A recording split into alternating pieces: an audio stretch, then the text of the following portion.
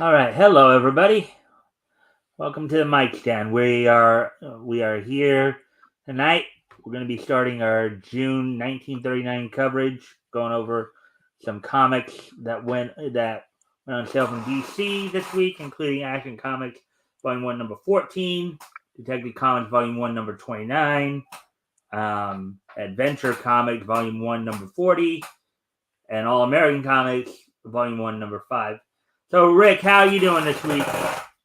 I am doing good. So we're just starting June. Do we know if any came out on June 24th this year? That year, whatever, 1939. What was that? Do we know if any comics came out on June 24th in 1939? June 24th. Um, The only reason I ask, being in June is my month of birth. yeah, Obviously, 1939 is a few years before I was born. right, obviously. But Okay, more than a few. Quite a lot. I'm just opening up a separate page here to look. Yeah. But Oh, you I don't don't have know if any. I don't know if any of those comics actually specifically came out on June 24th. But I know probably none of the ones we're doing tonight, but yeah, might maybe not. But I guess we'll just wait and see here. And it's I, just hey, I thought I'd ask because something to ask, right? at least in terms of what we're covering, let's see. So I'm just looking at DC here because that's what we're covering tonight. So let me just see which. Well, let's see. I do know Action. I do know that Action Comics 14 came out on June 2nd, and Action Comics 15 came out on June 29th. But let me just take a quick peek here, see if. Well, that's 5 days after my birthday. Yeah. Nope. Um, Adventure Comics number 40 came out on the 15th, and then All American Comics came out on the 25th. So, but nothing on the 29th, at least from DC, anyways. Yeah. So, um, yeah, yeah. Oh well. And then again, we're down to one viewer according to YouTube and StreamYard, but eh, That's a wackadoodle. yeah, that's the thing. Unless we're like chatting it, if we're under 10 like this, unless we're like chatting it up or something like that, then then it then it won't count. Like it won't count. Not the Well, people. it counts on the place that matters. Hopefully, YouTube, Yeah. StreamYard. Who Well, it's cares what only it one. says? It's only one watching right now. Yeah. So if you can, in fact, if you would like to, you'd like to share your link and maybe um, Yeah, I guess I could. talk about your next project here. Let me do that here, and we're still waiting to see if more people come in. Where are we there? Uh, I will put the link for the Kickstarter up in about 17, 16 days. That will be up, and then I'll just have to go back to sharing the Indiegogo link as it's in demand.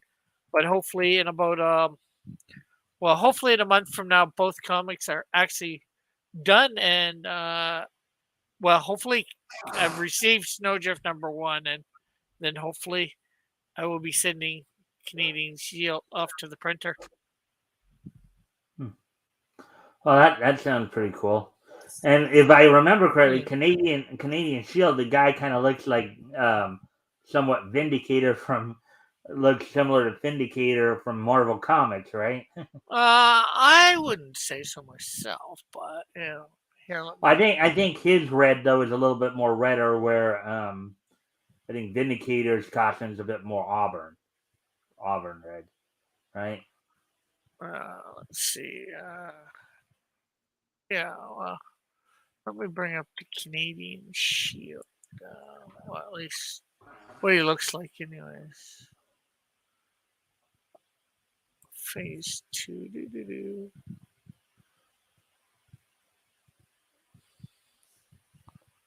Come on. Yeah, I always want to give you guys a chance to plug your stuff if you want to. Okay, here loads up. There's the Canadian Shield. Okay. So Well, I don't think you could have shared, and I could have shared it on the main screen here. Well, You wanted to. all you have to do is blow me up at this point. Then I can take my face off and all that. But well, get a spotlight. Well, do the spotlight and then click my box after you spotlight you probably first. There we Like go. that? Yeah. See, yeah. Yeah, So there's Cross Comics right there, Canadian Shield right there. yeah, there's the Canadian Shield and Snowdrift, or you know, All right. there's a better version of Snowdrift. Nice looking young lady right there. Yeah, Alrighty then. So, and let's see, I do have some, although it's only in pencil, maybe inking stages. I do have something else that people are going to see a colored version in the back and smaller than this. But copy image. And this was done by my friend John Dillard. The Snowdrift 2 cover.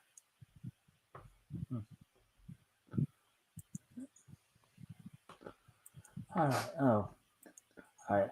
I'm gonna go off camera for a moment. Okay. I'll be right back.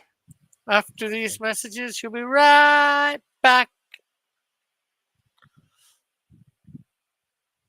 So, people, how are we tonight? I hope we are doing good.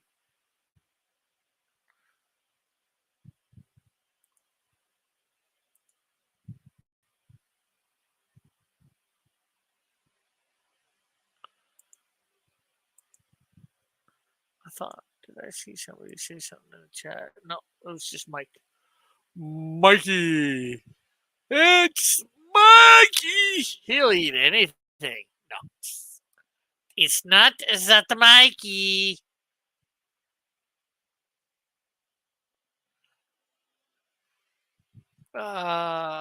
So yes, Snowdrift 2 cover. Expect to see that in the back of the comic, and of course,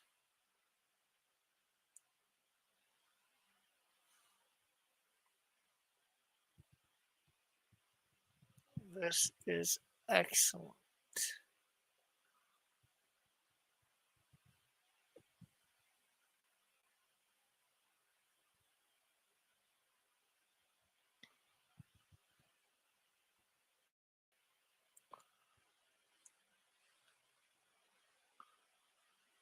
Oh yeah, this isn't quite done. I can see extra marks.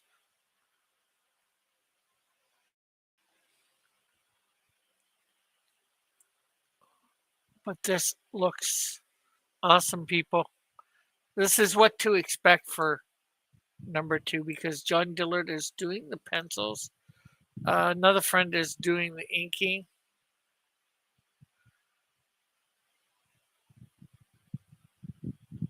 And I will probably be coloring this. I probably won't do it as much justice as John, but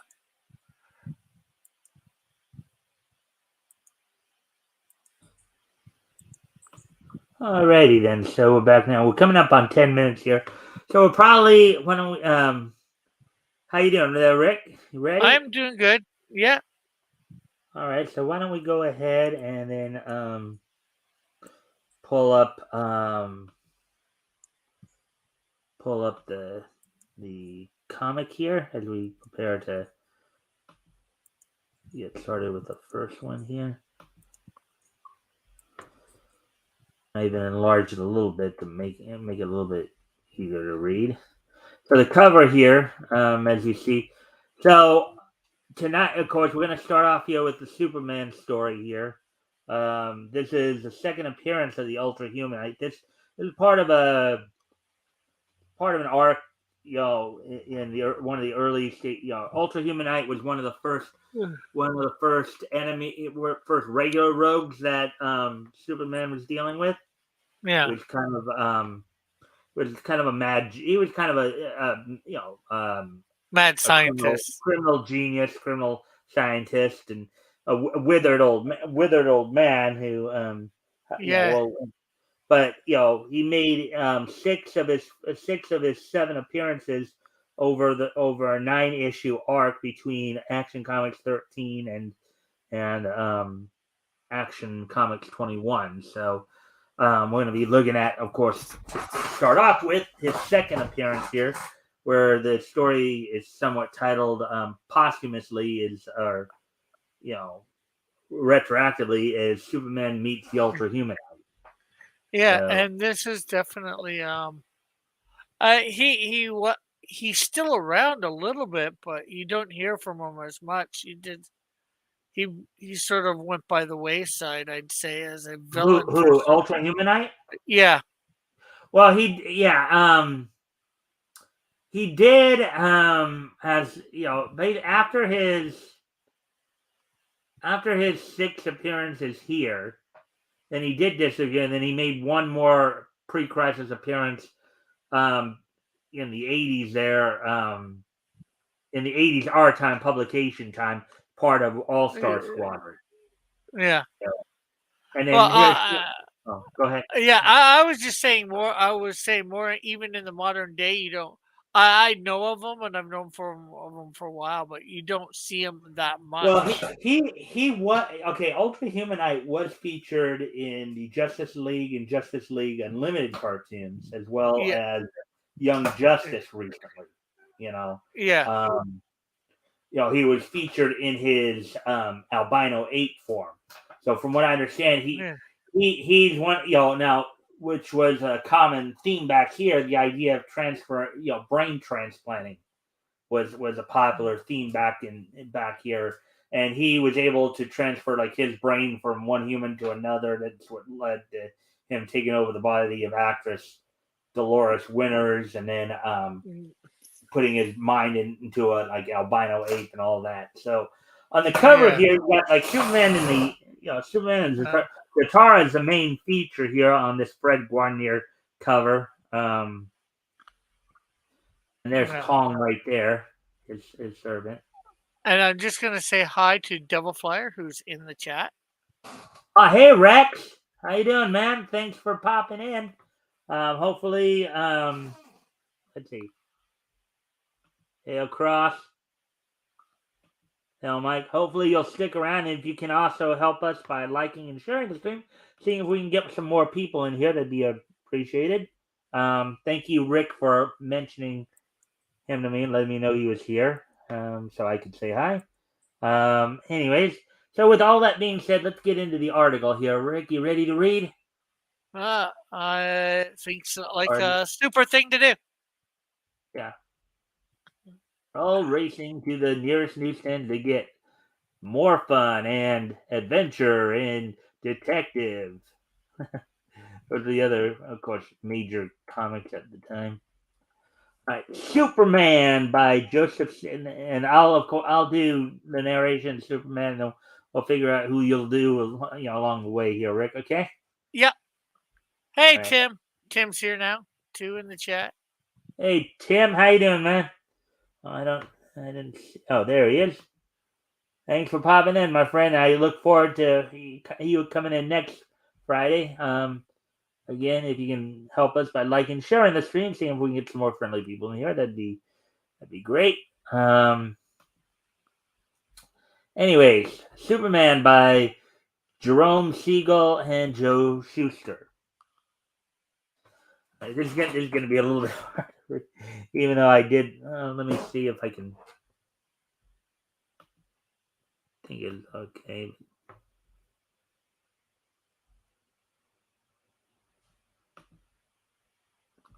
Let me see what happens here.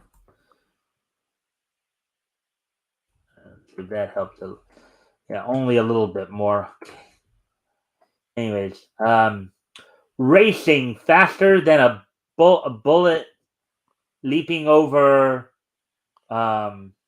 skyscrapers, lifting and rending huge heights, Wait. um, weights, huge weights, possible possessing and impenetrable skin.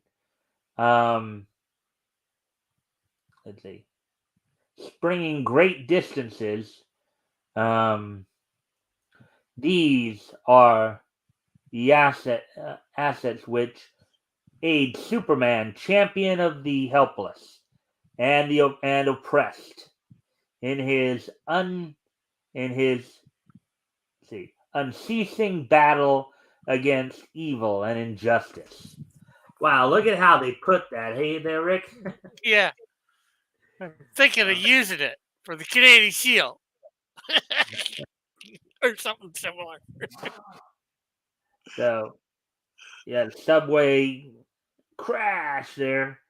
Subway scores. Um, subway collapses. Scores buried. Or injured, maybe. Oh yeah.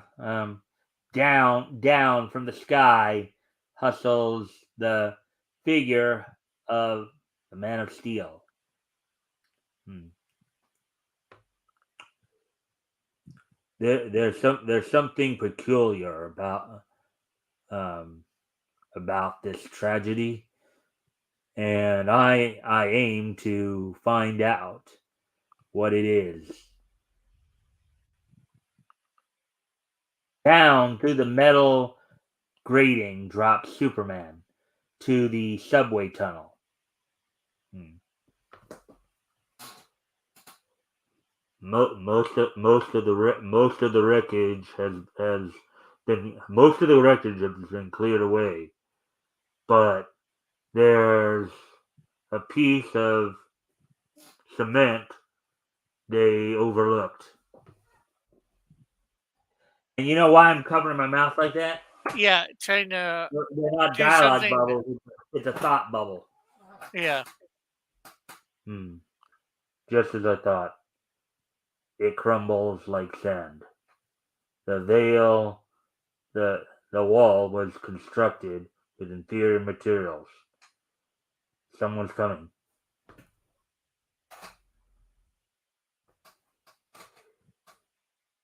He appears to be examining the cement.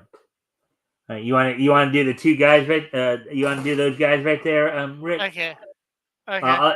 First, abruptly, Slag him! Let go! that wasn't too bad. That last one. Okay. From a short distance away, the sound of the approaching subway train is heard. Let's beat it. You want me to do the other guy too? Yeah. Okay. The train will finish him. Help! Help! Hmm. It's about time I took a. It's about time I took a hand. And I think you're going, oh, there. Oh! Leaping before the very pace of the roaring train, Superman um, uh, snatches up the attack victim. Hmm. Split seconds count. Hmm. Then races along at terrific speed before the train. Right. Um, a man racing the train, uh, beating it. Am I going nert? Nert, which was probably their way of saying nuts back then, right, Rick? Yeah. Or Could be another say, another well, like you said, another way of saying nuts, but also another saying because I think I've seen it before. It's just like, Well, you probably what saw does it it? because I think we've seen it before in the comics here. Yeah, These old but comics. it's like, what does it even mean? And it means obviously nuts, insane, crazy. But like how'd somebody come up with nerds?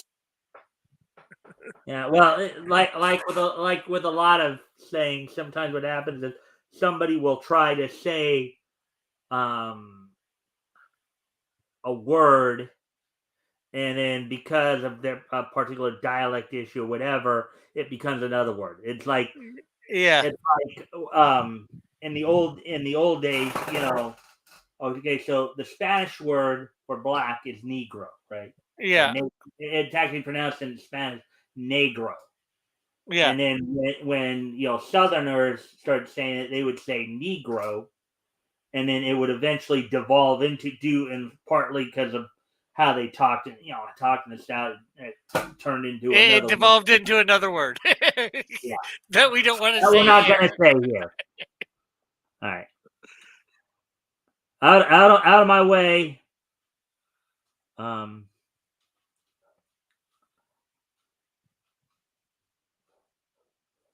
let's see. Oh, I happen to be in a hurry. Had to read the whole thing before I could read it, just to get the full context there. I knew what it was saying. One leak carries the man of tomorrow up through up through up through the band to Ramp. the street above. Yeah, up the ramp to the street above.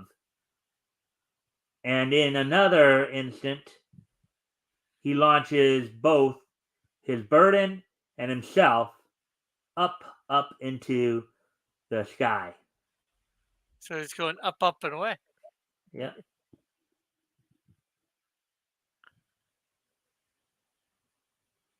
Okay. Oh. Hey, watch where you're going. What in? Okay, your turn. Eh, Yeah. Um, don't be frightened. You're as safe as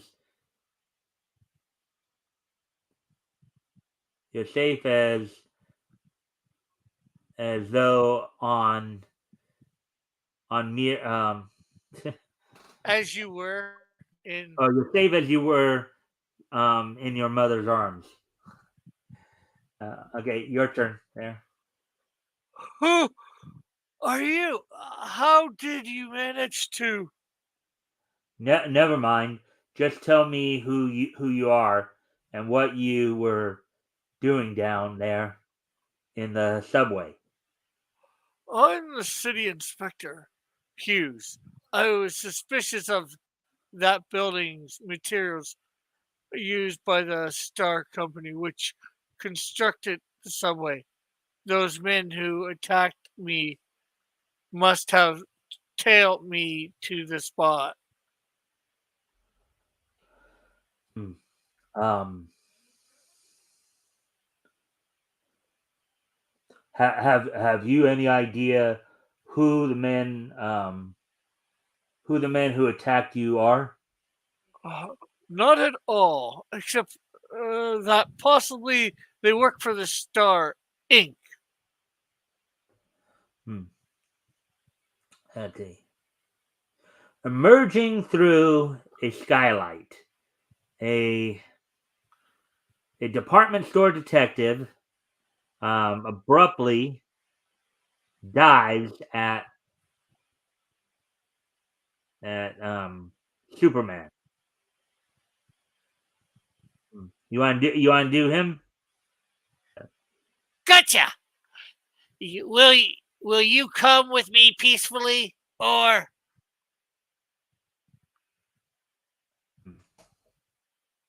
Yes, you've got me all right. But tell me, would you rather go with me or stay behind? Let me go. Thanks for saving my life. I just want to know how that store detective even knew they were up there. Again, probably another one of those plot twists back then that they just Yeah. don't explain. Yeah, I know, but it's just to me makes no sense. But we'll probably never find out. So Right. Much I like in the just Zatara story a while back there. I just figured I'd bring it up Yeah, for the that's sake fine. of it. We want the commentary there, Rick. That's Yeah. part of the thing too. Um,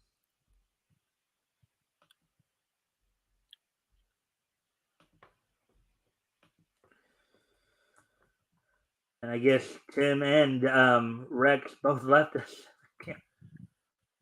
Either that or they're staying quiet.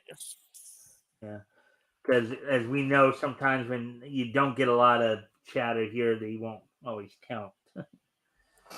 Uh,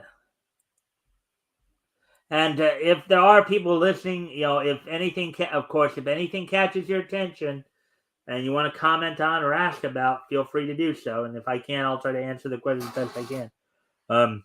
Don't mention it. Let's see. I believe I'll work over. Look, Uh, oh, I believe I'll look over Tit's place. Caller. Star Inc. Or I'll look over Tit's place called Star Inc. Um, those two men entering the building. They're the two thugs who uh, attacked Hughes. How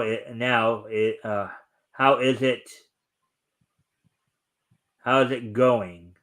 Um, no, is it a coincidence? is it a coincidence or hmm. The Man of Steel streaks down upon the ledge on the um, building's wire. Then races swiftly along the ledge, um, peering into office windows. No sight of them. No sight of them yet. Superman's a peeping Tom, looking in all those windows. Actually, that does kind of remind me of a Super Friends episode where the Super Friends were facing Mirror Master, and of course, Flash wasn't even in the episode, and he found a way to transport the Super Friends into the world of mirrors.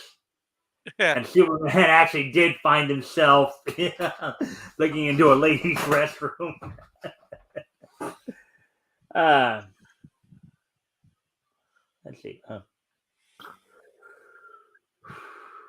I'll let you do the guy right there. I'm gonna try to do the girl here.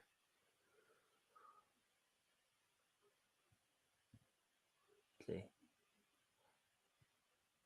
Her face. I saw it.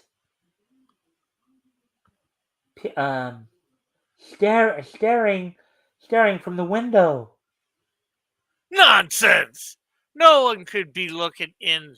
We're a dozen stories up above the street. Hmm. Maybe I'll have better luck on this floor.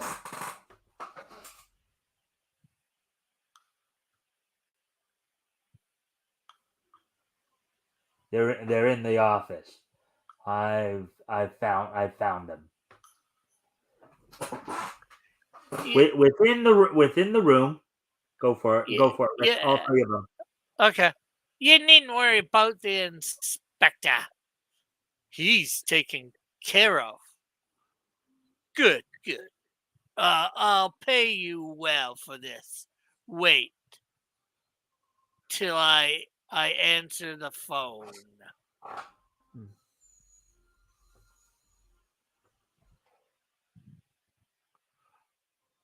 What's that? You say Hughes has registered a complaint against my company? But, fools, idiots, he's alive! You hear? He's alive and bringing action against me, all due to your bungling. Okay, before we go back to the other guys there, in this case, what do you believe the word action is being used in this context for, Rick? Oh, make it a lawsuit. Yeah, in other Or words, he's bringing a lawsuit. Yeah, or charges. Could be yeah. either one. It might be charges Like because criminal charges, you mean? yeah. Well, I don't know if it'd be criminal charges as much. Just Well, like you I can't see civil. the inspector bringing a lawsuit against him. Really, when I think about it, but Hmm. because he's the inspector, he's saying what's wrong, and the charges would probably. I'm thinking probably more charges because he's used faulty Hmm. or not subpar materials in building. So Mm-hmm. he's broken the building code or whatever. So there'd Right. probably be charges that way. Ah. That's what I'm Okay. thinking of. Okay. Continue on. Okay. Alive, but we left him on there on the tracks and the train. All right. Here we go. Perhaps I can make it clear. Here you. What do you want? Where did you? I'll take care of him. Superman simply holds out his super tough hand It's my fist! and where do you think you're going? No one leaves this room until I give the word. We've a little matter to discuss. Put down that phone. Help! Help! Let's see. Snatching the telephone away, Superman crushes it into pieces within his hand. Here now. You can talk into it all you want. Good grief. You crushed it as if it were paper. What do you want of me? A complete written confession of your having grafted on the material used to build the subway. I won't do it. It would mean prison. Sure you won't change your mind? Positive. We'll see about that. Re- Reconsider? Yee. Pull me back. I'll confess. I'll confess. Now, you never You see know the you notice Superman how today you notice doing how that. they handled things in the 30s there, right? There, Rick? Yeah, like I was sort of just alluding to that. You never see Superman do that nowadays. Nope. Unfortunately, they're more concerned about him being involved with other men than doing stuff like that. Yeah. Well, even I'd even go back to the '80s. You wouldn't see Superman doing that. Right. Right. Yeah. I mean this is the kind of stuff that actually ended up giving us um The ended Comics up Code giving Authority. the Comics Code Authority. Superman was just nasty back then. It's like you don't Well, forget the Frederick fact that he Wilson has called him a power. fascist. So forget that he has powers. You just wouldn't want to mess with him because of his attitude. He's almost got the same attitude as Batman. It would appear so, yeah. Anyways, continue on with the. Uh, Yeah. uh, now, now's our chance. I think that's what it. Oh, I'm not sure. It's our only chance. It looks like to me. Yeah, our only chance. Okay. Down hurdles Superman toward what appears to be a certain room. I think that's Doom. Oh, certain doom. Okay. Um, your turn. Once we reach the car, we're safe. Quick, we gotta get out of here. I'll let you do those two guys because I think those are newer characters. I think it's the same guys there from the last panel. Look, two men falling. Hmm. I have a better grip on lions, but what bothers me is that I might fall into heavy traffic and hurt someone. Oh, now you think about that. Hmm. Superman's incredibly powerful muscles cause him to strike the street unhurt, or strike the street unhurt. Um, but the force of his fall and a sudden collision causes him to upset the streetcar. In this case, what do you think upset means in this context? Well, obviously knocked over. Yeah, definitely a different way. People say they're upset. We're certainly not knocked over, Mm-hmm. but yeah, it's getting toppled or whatever. Going to be going on Yeah. its side, not standing up straight. Um, let's see. Swirling with lightning-like speed, Superman springs springs beside it, um, catches the falling car and lifts it back to the tracks before it can be derailed.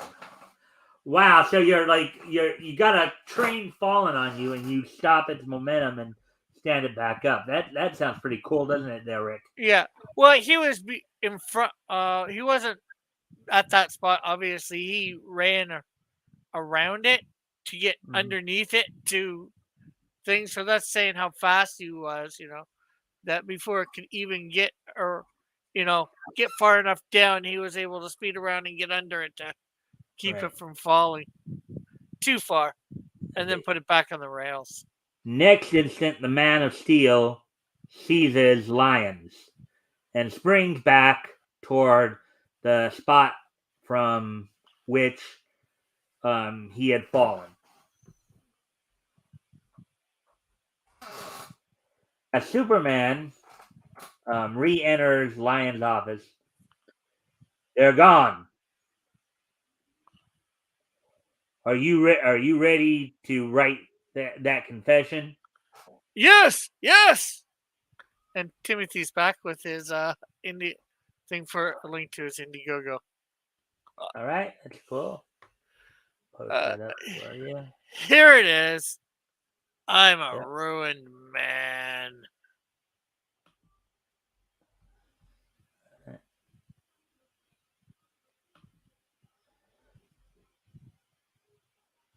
You brought it upon yourself. Leaving Lion, Superman climbs atop the building. No doubt they've made good their escape by now. No, wait, there they go. Quick, into the car. I don't need any urging. What a relief. I thought we'd never get away in one piece. My gosh, he's chasing after us. Step on the gas. Yeah, I saw Tim. Oh, Tim was asking something. Yeah, he's saying new page for Melbourne 3. I'll do that Monday. Hopefully, get it done Monday, Tuesday. It's gonna put me behind it. Or wait, oh yeah. Okay. With each second, Superman closes the breach between the racing car and himself. More and more. What do you think breach means in this case? To close the gap. Right. Oh, your turn. Okay. He's catching up. We're doomed. No, we're not. Pressing this button will do the trick.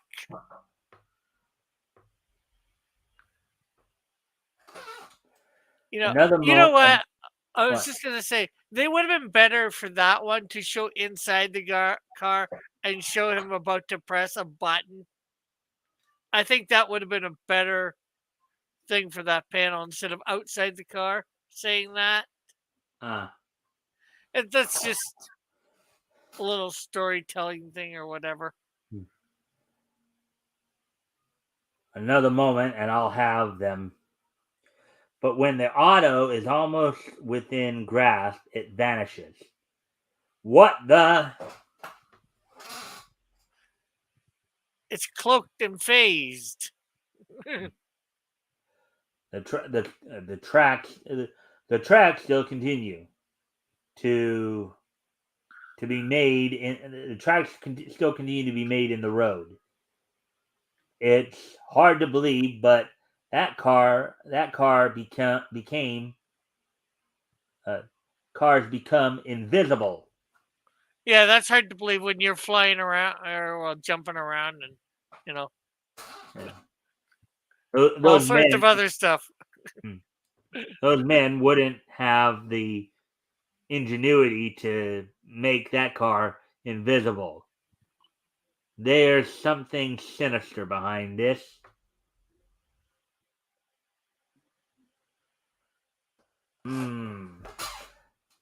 I can't be certain which road it turned into, but the tracks seem to turn to the right. That deserted shed, I wonder if... Yeah. So look at some fading. I'm not sure whether it's fading or somebody messed up on the colors of Superman's pants there. In that last panel, they look white or very, very light blue. You just see the bottom of them under the red trunks. Oh yeah, I see what you're talking about. Yeah. Which can be kind of interesting because, like, without the coloring there, it almost implies that apparently he's running around with his bare legs, which probably was not something that people wanted to see back then, maybe. Yeah. Anyways,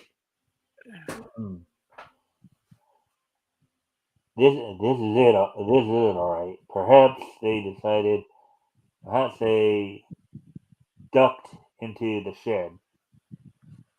Amazed, Superman feels the outline of an invisible auto beside the shed. Crash! No one here. I like how it went from phased and invisible to just invisible, because you would think if you reached out to grab it and it was, not phased, you would have still been able to grab it being invisible earlier. Because now he can feel the outside of it, right? Mhm. Abruptly, wham! As Superman, as Super, as Superman falls into the tank, it automatically seals itself. Motors hum, electric bolts flash. There's the only man on earth who could have done it. That's the Ultra Human art right there. You want to do Yeah. him? Okay. And that is the end of Superman. The two thugs wheel the crippled Ultra Humanite into the room. So that's the Ultra Humanite right there. Yeah. That's his earliest appearance, one of his earliest appearances, his second appearance there. That's what he Looks a was lot at the very different than he does nowadays. right. Behold, Well, my mo- if you notice the design there, who does he look similar to? Lex Luthor. Mm-hmm. A Now there crippled were Lex some Luthor. people. Now, according to like DC database, there have been some notes that the redheaded thug in this story may be Luthor, even though they didn't necessarily say his name. Yeah. But now Luthor would, of course, make his debut. He'd kind of make a cameo or behind the scenes type appearance in issue 22, and make his official full debut in 23. Actually, got 23. So. But that was Alexi Luthor, like the redhead right there. I think they were saying might have been Luthor, who was initially part of. But again, the Ultra Humanite is representing the idea here of being the brains versus Superman's brawn, right? Yeah. All right, you want to continue here? Okay. Behold, my mortal foe imprisoned in crystal, so that I can look upon him and laugh until eternity. When he destroyed my plane, he thought I too had been eliminated. But unknown to Superman, I escaped with a parachute.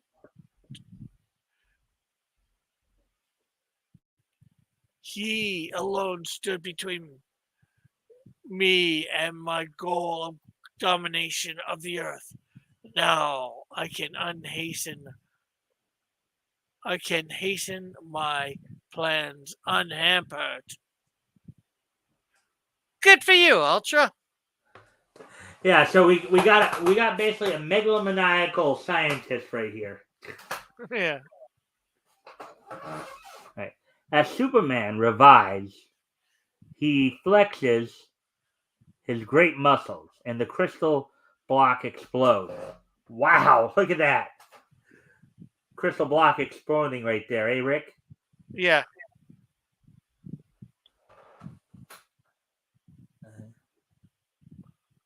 The the deviltry of deviltry of yours is going to stop right now. Guess again. At a swift moment of his um at a swift movement of his hand, Ultra Humanite and chair drop beneath the surface of the floor. You you won't get away so easily. No sight of him. But I've got you at least. Crash! Look at that. Uh,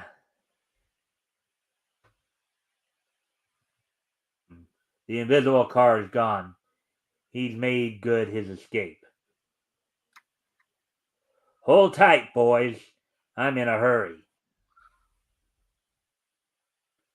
Here we are. You can relax now. Recognize these men? Yes, they're the two thugs that attacked me. Here's a confession in which Lyons admits having used inferior material to build the subway. You know what to do. This is great.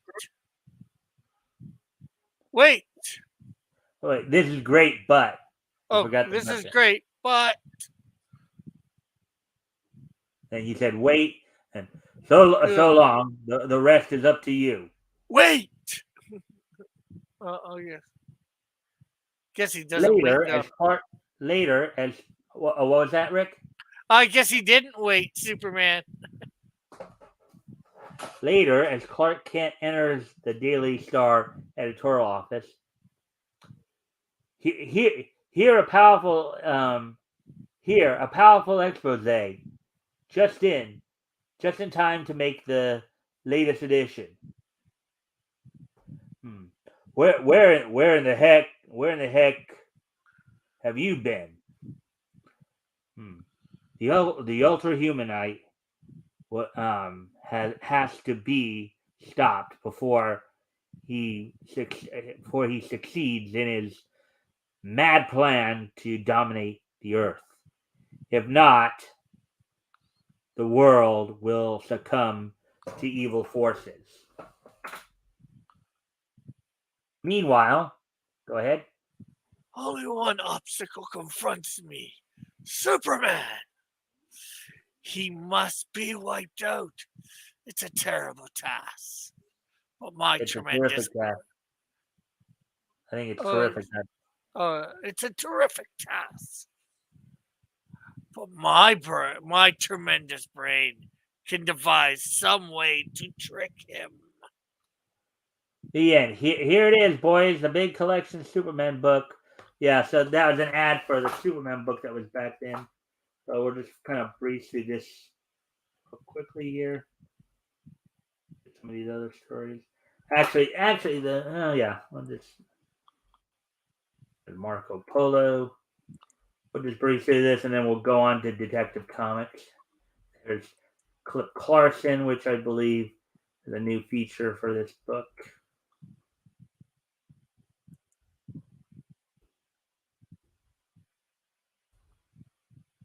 There's a tech story, a tough spot. Tex Thompson, the Playboy Adventurer, as I call him. And there were a number of these type of characters too, like what I call Playboy Adventures. They didn't wear a costume, they didn't necessarily wear a costume. They weren't necessarily superheroes. They were just of a more affluent nature and just had so much time on their hands that they could go around helping police out.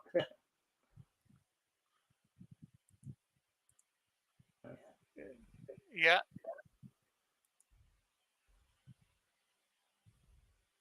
And just as I said, just blasting through this so you can see a lot of the artwork here, because of course we're going to move on to next story after we go through all this. Chuck Dawson, which is a western.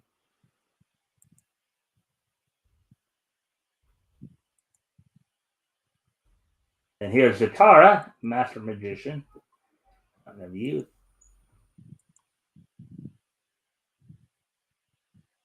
Cool.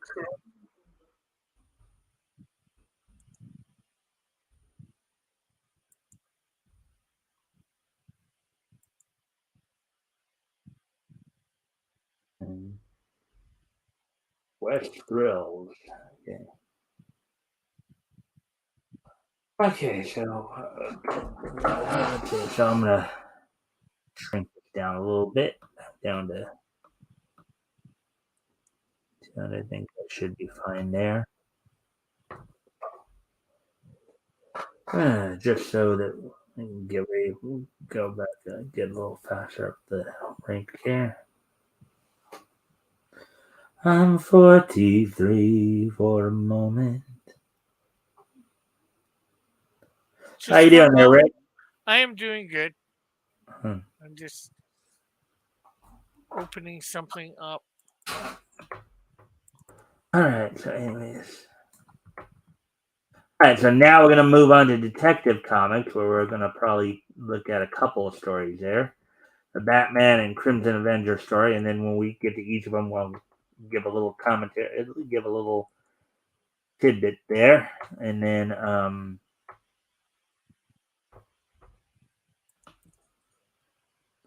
we'll get into the story. I'm 99 for a moment.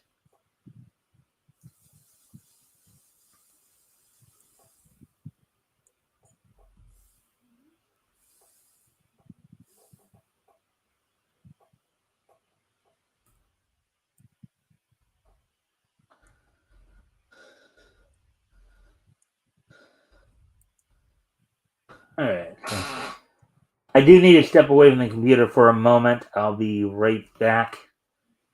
Okie dokie. You can look at look at that, the Batman. The thrilling episode of the Batman. Actually, one of the little notes there that you can see is that they're now writing it as one word as opposed to two. You know, with the Yeah. hyphen.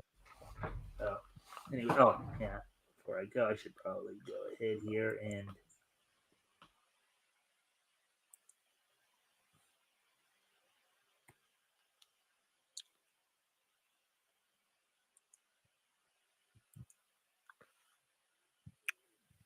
Well, I know you can't really see it, Tim, because I'm not big, but you can. You see Melvin there, page all ready to go. I'll start it Monday. I was thinking of starting it a little later than that after I got done Snowdrift in a couple weeks because you got like 2 pages. This plus one other. Tim, are you still here? And then technically you've got till after Melvin 2 campaign's done to worry about this. And it definitely won't take me that long to do. But I'll get it done Monday. Hopefully on Monday. These 2 panels are going to be easy to do, the top 2 panels.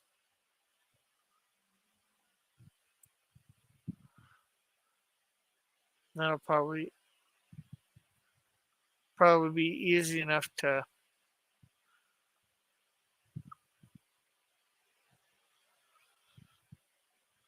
get all the background done too. Hopefully, I'll have enough time to do the 2 of these guys on Monday, but this is probably going to take me Tuesday. Although I'll work on it for most of the day Monday. That's just an hour or 2 because I'm working a lot more time on stuff to get stuff done.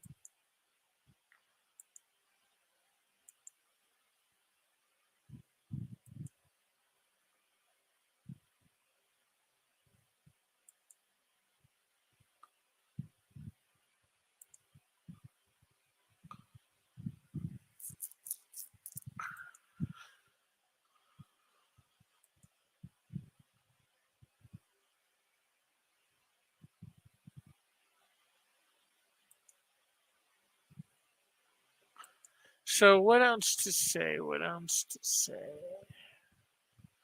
Okay, so I'm gonna switch back over to Snowdrift.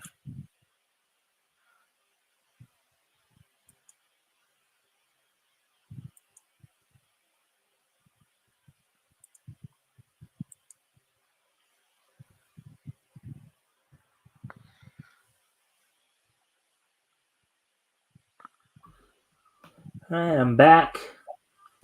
He's back. Yeah. All right. So a couple other little trivia tidbits about as we head into the Batman story here.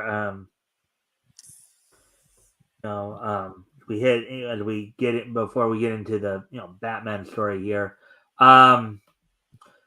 This story, is Superman meets Doctor Death. It starts a 2-issue arc with one of Batman's first themed villains, albeit it was only in these two appearances. Now, Doctor Death is not, we'll obviously be reading about him, so I won't give too much away there. But he's not a super villain, but he's just one of those first villains that where there was kind of a theme attached to him because he went by the name Doctor Death. So Doctor Death. So that, and then when we get down to the Crimson Avenger, then we'll, let's see. All right. So. Looks a little bit like Hugo Strange. Oh, so you already found where Dr. Death was right there?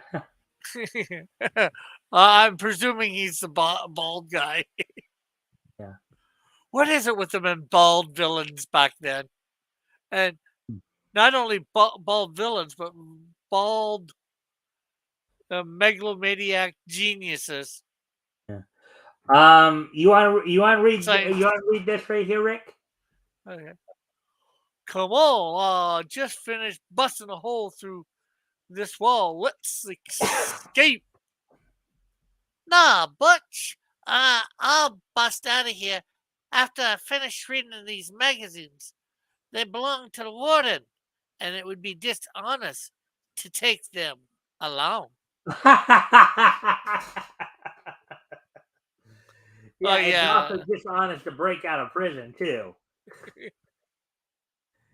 Get a copy of these thrill-packed magazines on your newsstands. Right. Batman. Well, and yet here they still have the hyphen.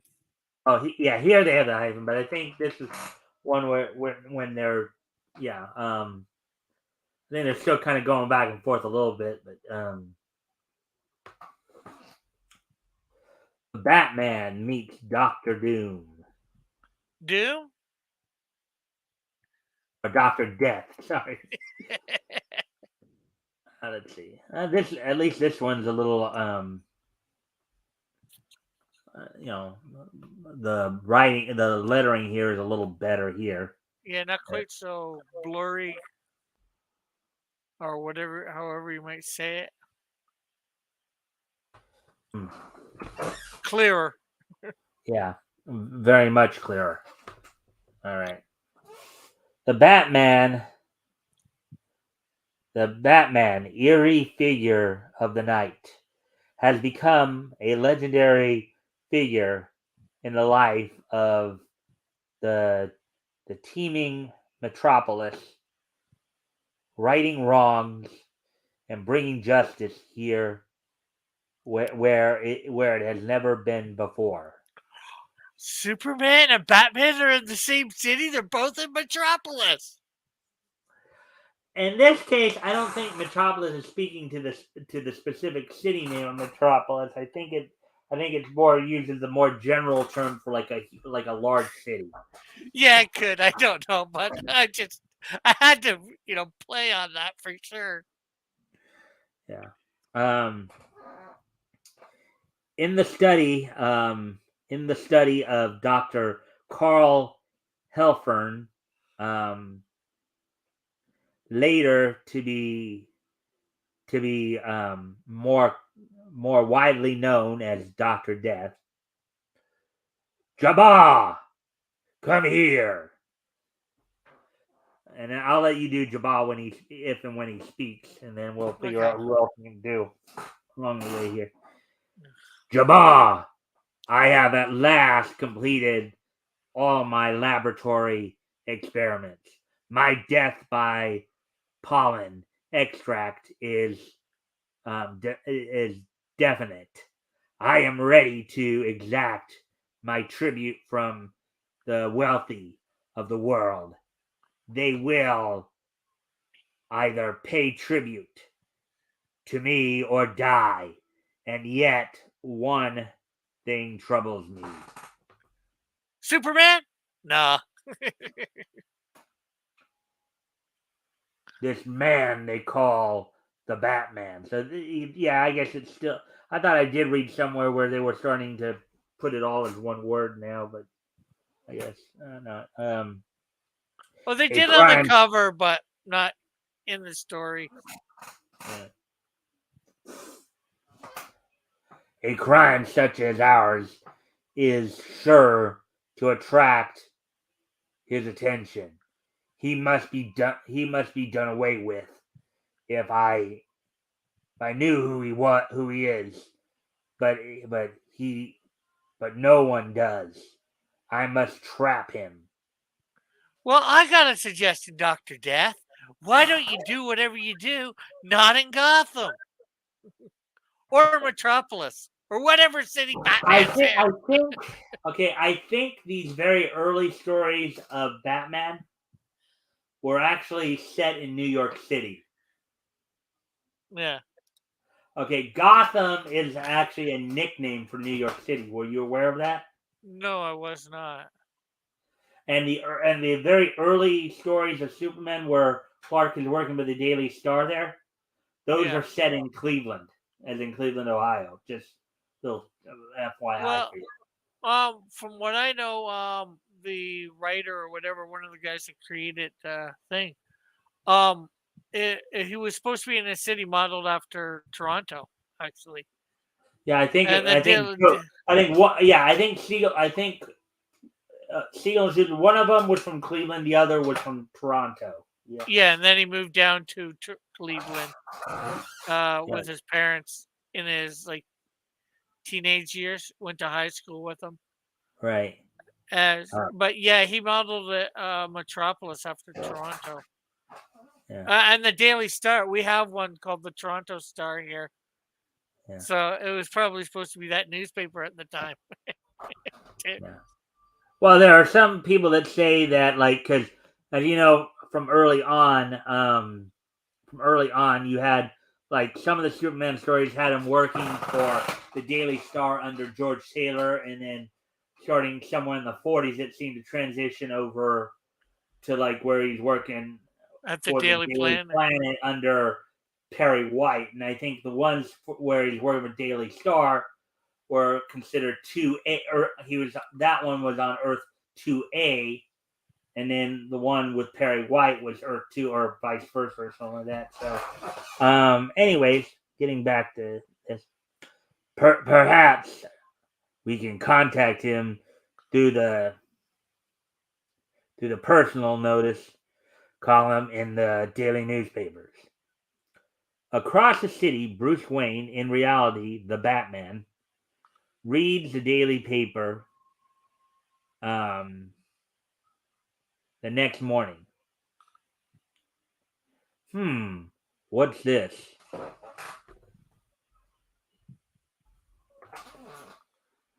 Public notices. Batman, Batman, if you will go to uh, General Post Office and ask for a letter addressed to John Jones, you will That's find. funny.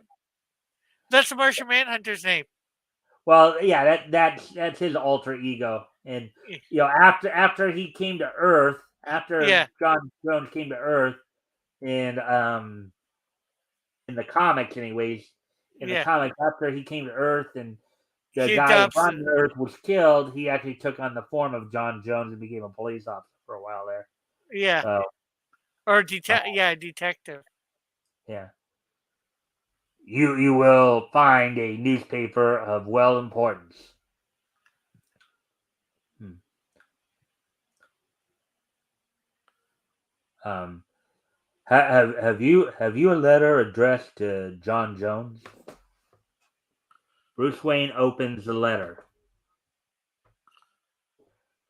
Batman at 10 p.m. tonight at Suite B that's Suite B, not P, on the 14th floor of the Beverly Apart. apartment. I will commit a murder, and I defy you without the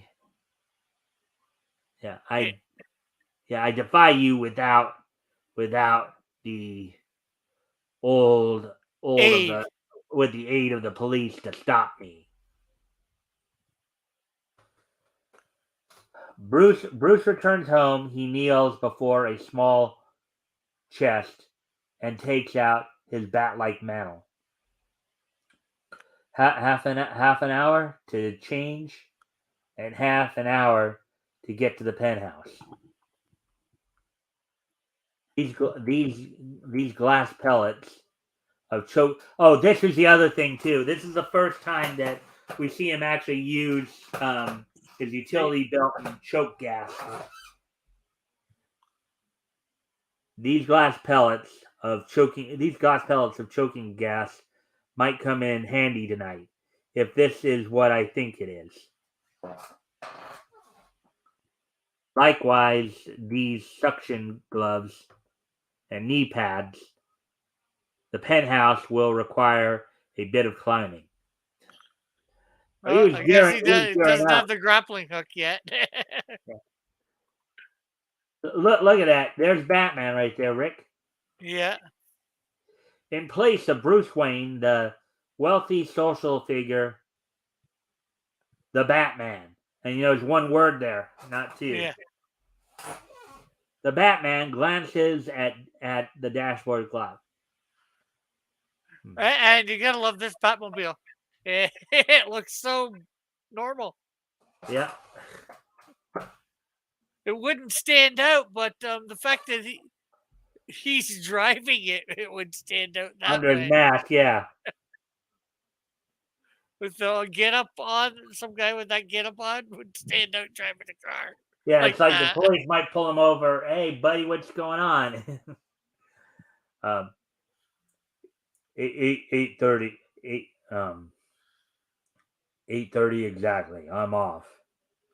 A few minutes before 9, a car slides to a stop near the designated building.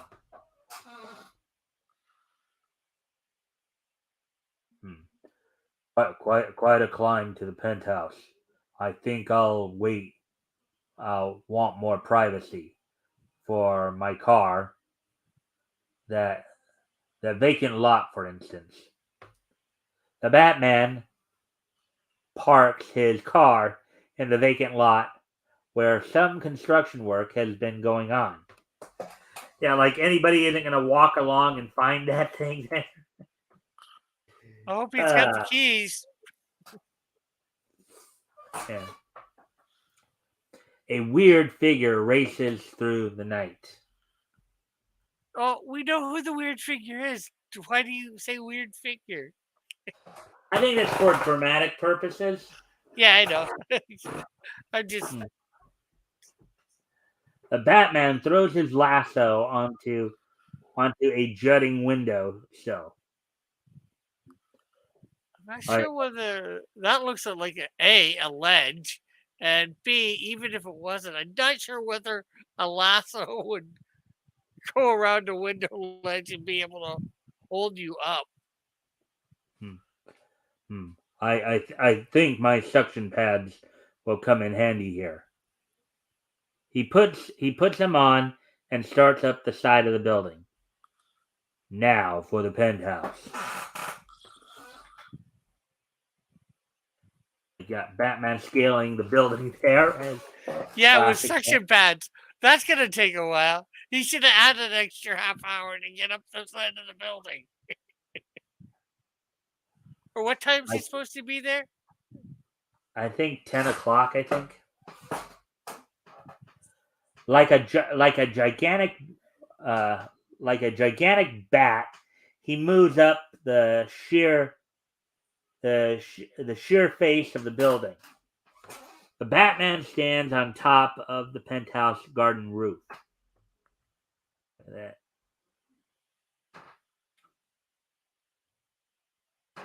For a quick getaway, the Batman has his rope handy. The Batman surveys his ground cautiously. Unseen by the Batman are the gunmen placed to trap him by Dr. Death. You want to do these guys right here, Rick? Okay. He bid for it. Shall I give it to him? No. Dr. Death said, kill him inside, so the police will find him in here. Wait, he's coming in. And there he is coming into the window there. And you notice his costume right there. You notice how his ears are longer than what we're used to. Yeah, His costume is much darker here too. Notice that? yeah. The mask almost looks like partly like Wolverine's mask.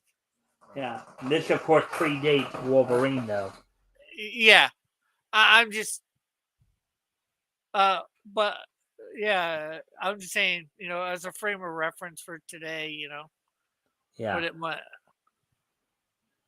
The lights blaze on, and the Batman is caught in a trap.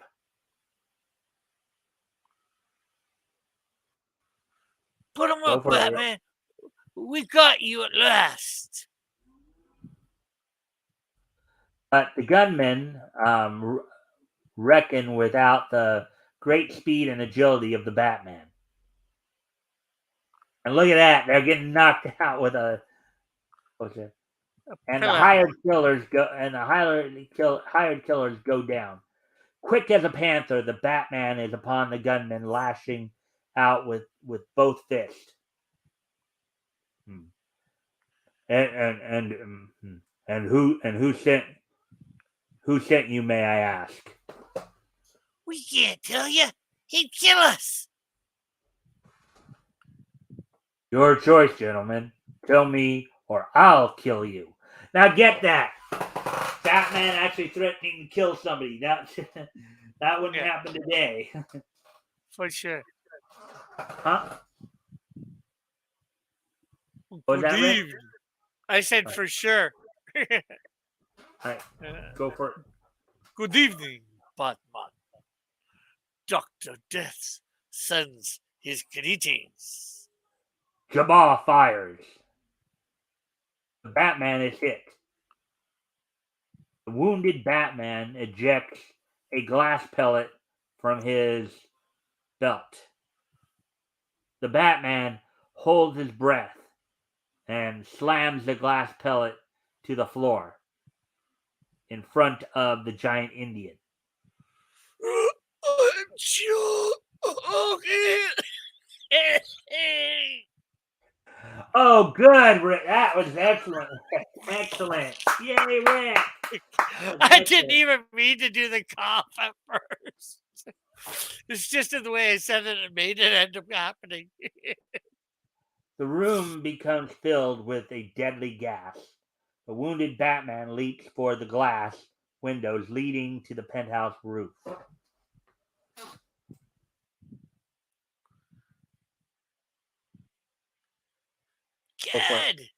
Gad, he's jumped off. But what the gunmen of Dr. Death fail to see, the Batman swings onto a projecting cornice of the roof. Wow, cornice. Any idea what that word means? I would guess ledge. Yeah, another word for ledge, probably. Corner part of the ledge, maybe.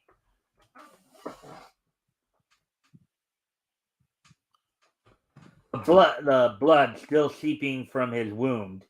He slips on his suction cups and knee pads. The Batman in his car places a pad of cotton on his bare shoulder. This'll keep until I get to a phone booth. Dressed in civilian clothes once more, Bruce Wayne, the Batman, enters a phone booth. Daily Globe, I want this inserted in your public notice column. Quote, I accept your challenge, Dr. Death, the Batman. I guess I'd better see the family doctor at once. His shoulder is beginning to ache.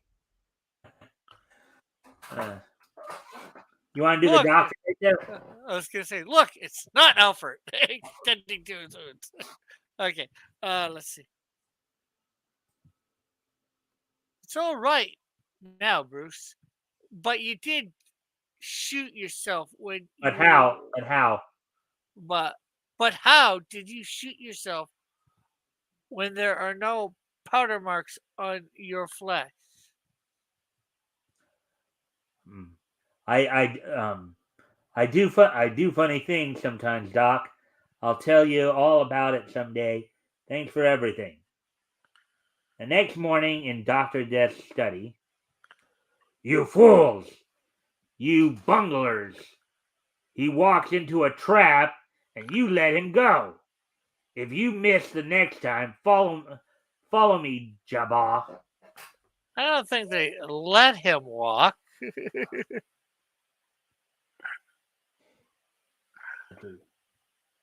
Here's a picture of John P. Van Smith.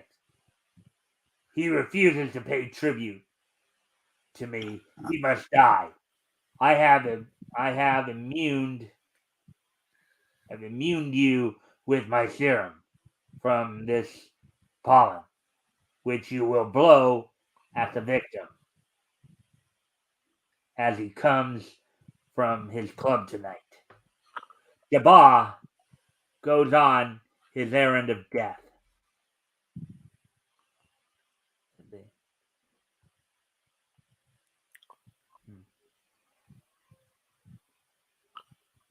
My would-be killer of last night. I think I'll follow him. As the unsuspecting victim steps from the club, his errand fulfilled, Jabba flees, but he has not recovered upon he has not Reckoned. reckoned upon the presence of Bruce Wayne, the Batman.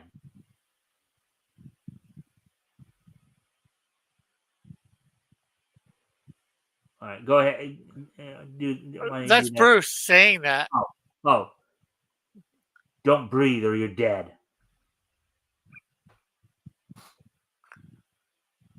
I haven't time for questions, but I've a hunch that if you had breathed in what that man blew, it would have been curtains for you. I've got to trail him adieu. Prepare for a visit tonight, Dr. Death, from the Batman. That night, on the sidewalk behind Dr. Death's house, look at that. Look at that, Rich. Look at that action shot with the cape, looking like Yeah, Batman right there. yeah. Looks good. On That's a him, good job. yeah. On his rope, the Batman climbs to the second story of the house. Only a few minutes more. Oh wait. Oh, I'm sorry. Oh, only a few minutes more, Doctor Death. We have a score to even.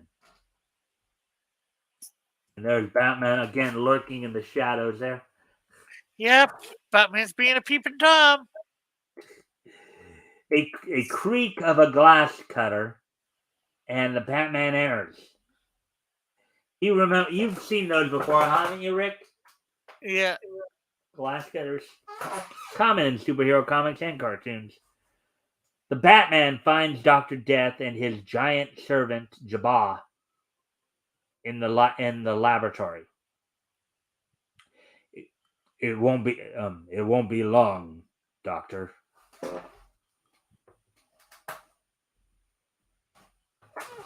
A snap of a lasso and Jabba is jerked from the table. The Batman. Good evening, Doctor. But it won't be after I'm through with you. You fool! Doctor Death. Doctor Death presses a button and drops into a secret chute. I can just make it before it closes, I hope. Into the unknown after Dr. Death plunges the Batman, who lands on a mat and sees Dr. Death disappearing down the hall. But look at that. He's on the mat and the doctor's running away from him. Yeah. The Batman pursues Dr. Death relentlessly. Look at that. And you even got the shadow shot right there. You see that shadow shot of Batman? Yeah. Or the partial shadow shot, because it doesn't have his legs, of course. Yeah. Hmm.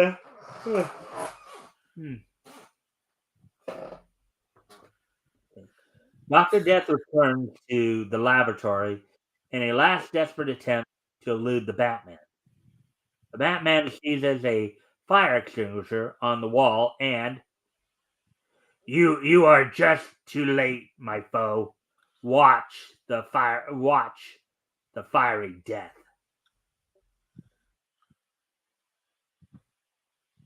Let's see.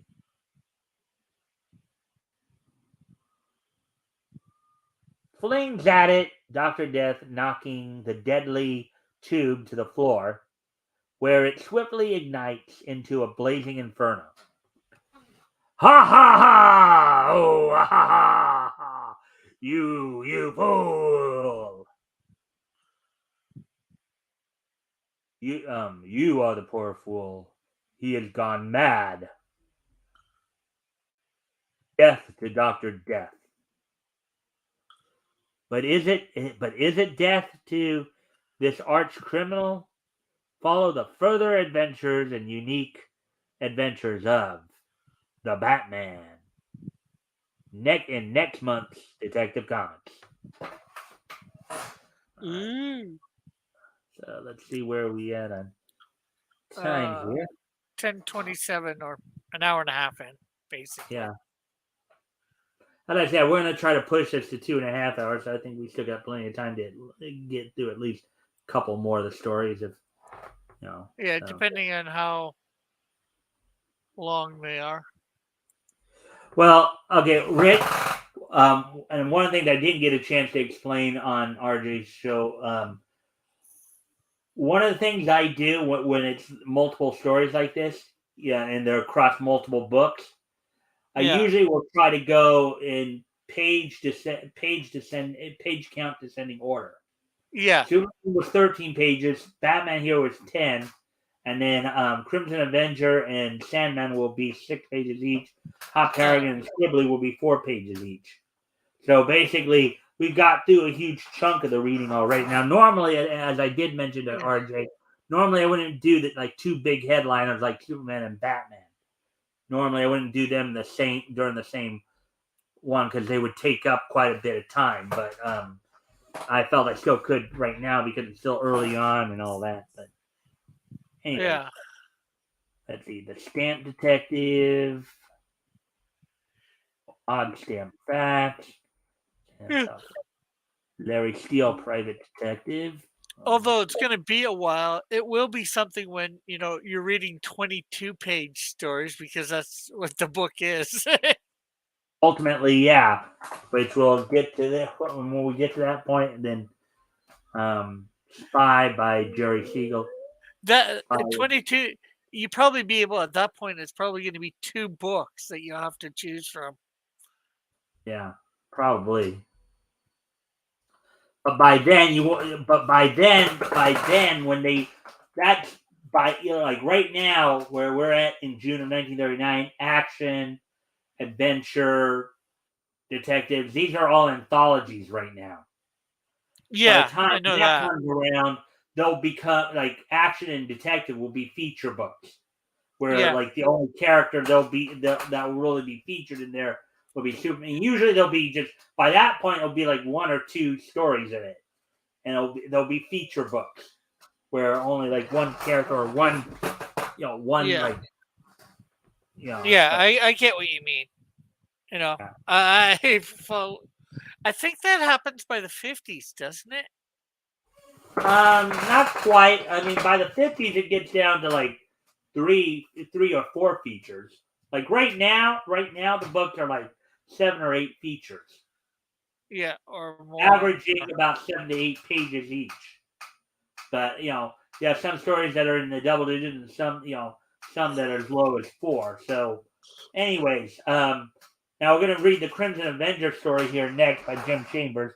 A little note here: part of the reason I picked this story for this issue as well.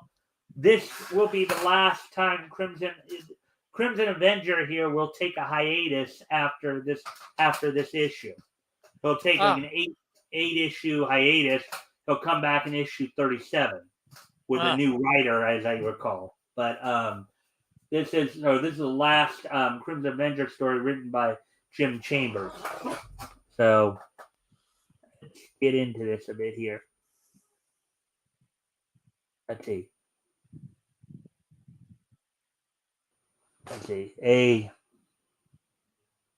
A shadowy form takes a package from a barrel from a rural mailbox, and a heavy car speeds away into the night. And I'll do the woman right there, but you want to do the guys right there? Okay. We got the dough, Lou. Good work, boys. 250 G's. Come on, let's split it. Okay, boys. But first, we got to do something with the old boy. I say, give him the works. Wow, woman saying that. Wow, woman crime boss saying that. Uh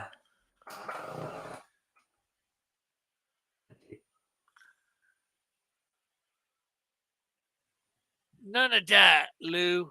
We're mixing with the feds now, and I don't want to face a murder rap. all right, Joe. We got to work fast. And I'll do Mr. Travis right there. You want to do the other guy right there? Okay. Mr. Travis, the kidnappers returned McNeil to his home, safe and sound. Hmm. I know, Hank. I'm covering this one myself.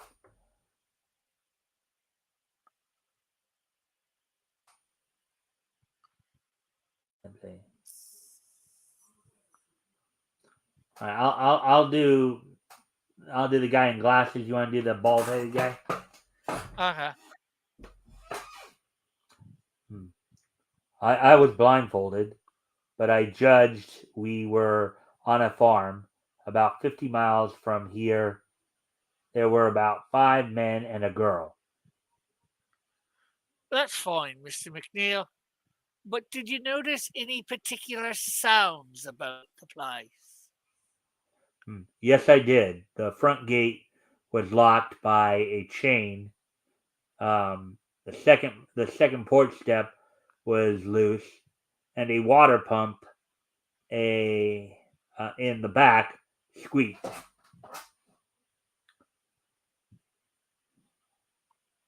All right, you want to do the cop right there, Rick? Okay. Do me a favor, Travis. Don't print any of this until I give you the word. Okay, Chief.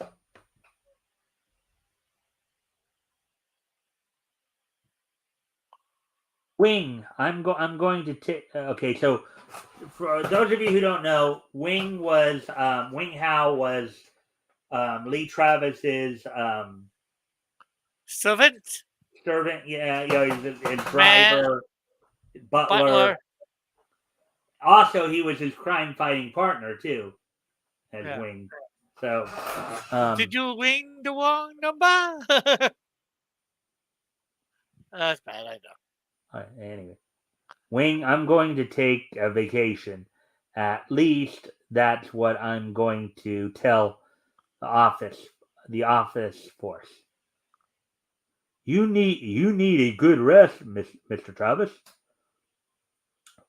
We're going to the country, Wing, to hunt kidnappers.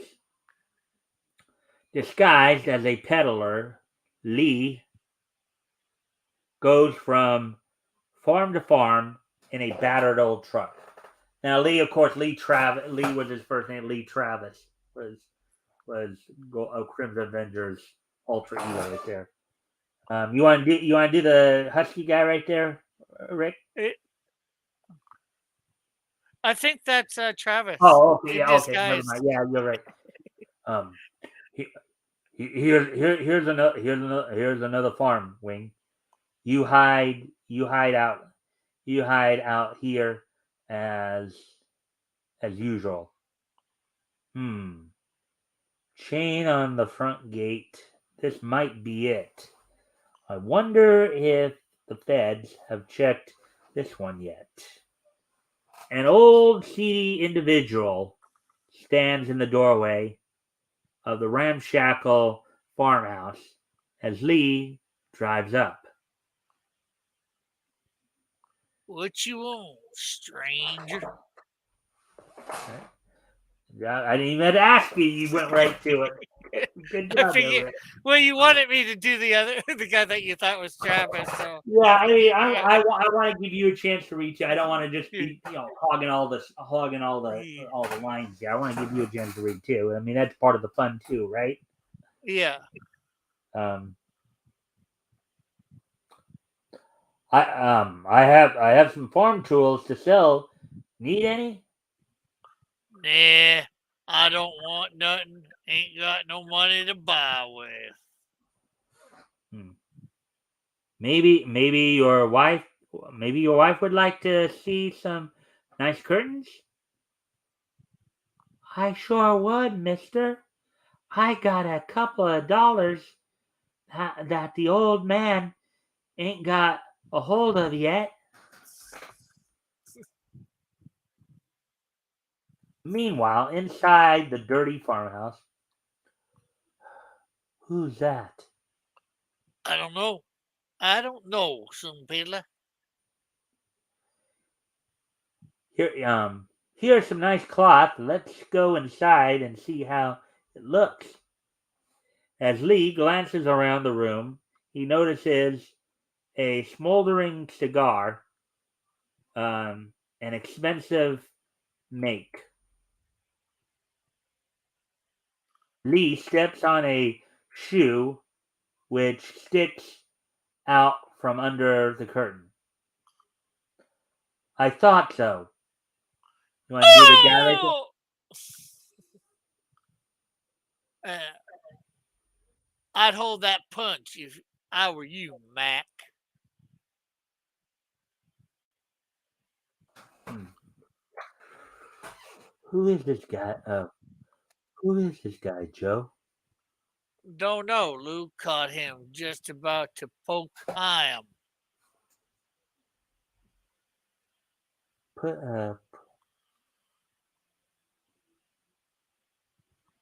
uh put in the B on Hein. Huh? Must uh must be a Fed. Well, I got a nice one for him. Better make it quick, Lou. The kidnappers Ty Lee Ty Lee and then set fire. I think they should have added up Ty Lee up, and then set fire to a pile of rubbish. No grammar issue there, I would say. Yeah. Wing watches as the gang leaves the building, the burning farmhouse. Look like Mr. Travis in plenty trouble. A big limousine speeds by Wing's hiding place. Mr. Travis, not in theirs. Must be in fire.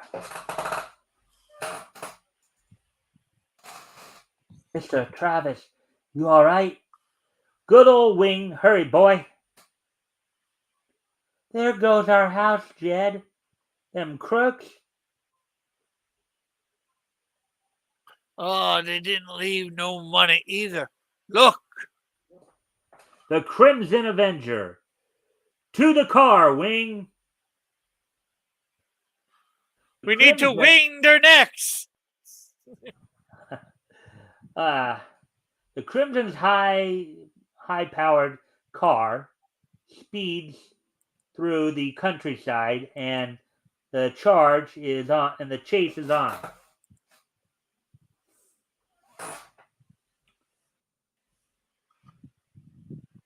Hey, there's some mug following us. Okay, Lou, we'll stop around. I guess it's you actually. Before I say that one, Oh, no, the lady. no. Okay, Lou. Will. Okay, I see what you're saying. In that case, Joe, and I will get off here, and we'll meet at the hideout tomorrow. Okay, Lou, we'll stop around this bend. Joe and Lou disappear into the bushes. They watch as the Crimson speeds by. Christ, that bird's called the Crimson. He's the worst in the feds. All right. Do you know what "cripes" means in this context? Shit. It's an explore. Well, I don't know if it was as much an expletive, but well, yeah, it obviously doesn't mean excrement, like poop or whatever. Yeah, but it means something along. It's interjections, I believe. It's an interjection is what they would call it. It could even be interjections. Hallelujah, hallelujah, hallelujah. It could even be maybe paralleled, or parallels might be the wrong word, but put in with, it might be something along the lines of the F word, something somebody would say. Okay, or darn. Yeah, something somebody says, when things haven't quite gotten their way, or never mind their gun. Okay, never mind their gunfire, Wing. Pull along the side. The Crimson switches cars at top speed. Wow, look at that. Look at that. He's trying to go from one car to another as it's speeding along there. Hey, I've seen that in movies and TV. So yeah, that's a common thing in any kind of action adventure type series.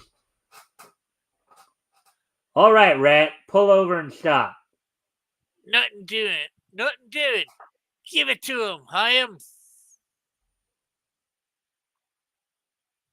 And take this.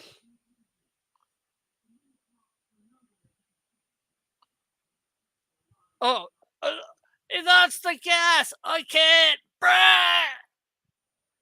The Crimson leaks as the car swerves from the road and over a cliff. Oh boy!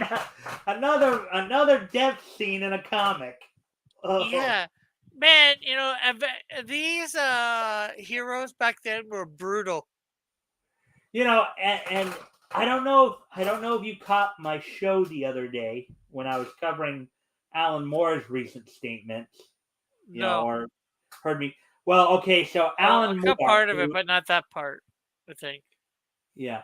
Well, Alan Moore, who was the creator of The Watchmen, and I know RJ mentioned this too. He came out and said that adults today who like superhero comics are engaging in infantilization that could lead to being a precursor to fascism. So, in layman's terms, he's basically calling adult comic book fans who are into superhero comics,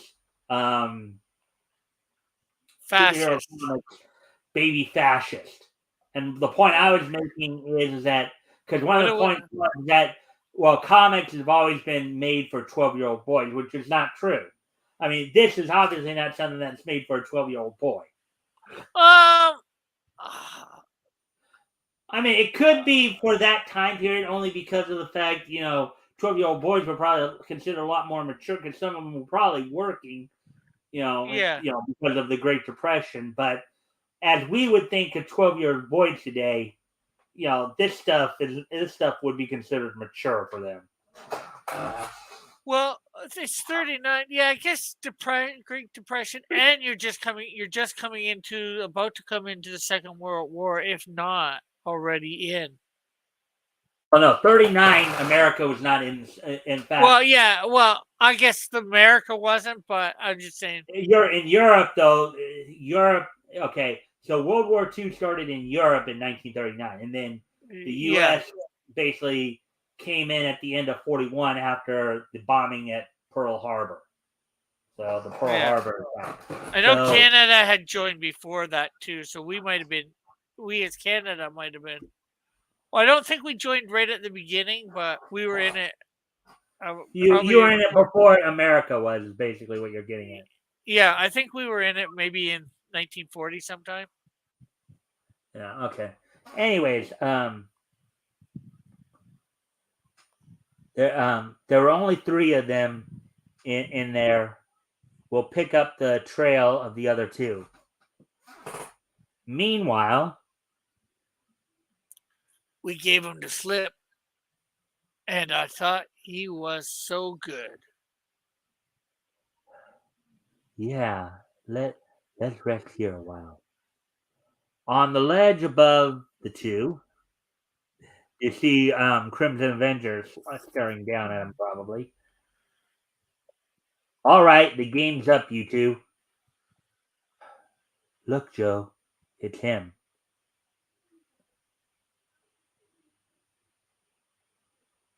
The phone's probably the Yeah, Crimson I know Avenger. that. And then you want to do the cop who's answering the phone. Uh, I'll do the. okay, Okay. okay. If you go out the old Glenville Road, you'll find the McNeil kidnappers, and the rest are at the bottom of Nuri's Bluff. Who's this? Hello, hello. He hung up, but let's go. Don't miss the next exciting chapter in the career of the Crimson Avenger. Now, mind you, But they as tell I you said when. Don't tell earlier, you when. he would take like an 8-issue hiatus and come back. Wouldn't come back until Detective Comics 37. So, um, we'll just kind of breeze through the rest of this year. We got, of course, Speed Saunders, who is later, who is retroactively connected to Shira and Kendra Saunders, the Hawks. Got Bruce Nelson here. Yeah, And I again, forget. now Detective Comics, of course, is a themed like these comics that we're looking at, Action Comics, Detective Comics. These were more themed anthologies, So Yeah, Cosmo. a little bit off topic, but I was watching something the other day. I forget what it was, and it wasn't Marvel related at all. But somebody had a newspaper of the Daily Bugle. Ah, yeah. And then here's Slam Bradley, one of the other characters at Siegel. Like Slam Bradley was basically created here by the same guys who did Superman. Yeah. And I'm just breezing through here. Wow, the color's even better in this one than some of the earlier stories. I mean, you have Shorty actually have red hair there instead of, or maybe not red hair, but look at that lighting right there off of Shorty's head right there. Yeah. In some ways, I I almost would get the really like to impression that get. what was that? In some ways, I really would like to get a physical copy of one of these older comics to see how much it compares to, say, one of these scanned copies. how brilliant it was. But then again, I do have some stuff from probably at least the 50s in my collection. And it does look similar when I really think about it. So maybe I don't need to get something from this era to tell. All right, so I'll probably will just read and not like breeze through the other books. Yeah, Just because I know we're probably we're getting at, we're at 10:50, so yeah 10 we're at the minutes. hour and 50 mark, so I'll probably just read at least I'll read at least the two more story. I'll probably just read the Sandman. Sandman and Hop Harrigan, and then we'll start winding down.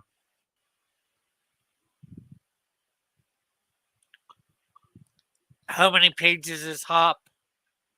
Hop is only 4. Sandman is 6. So we should be able to get to those pretty quickly. Yeah.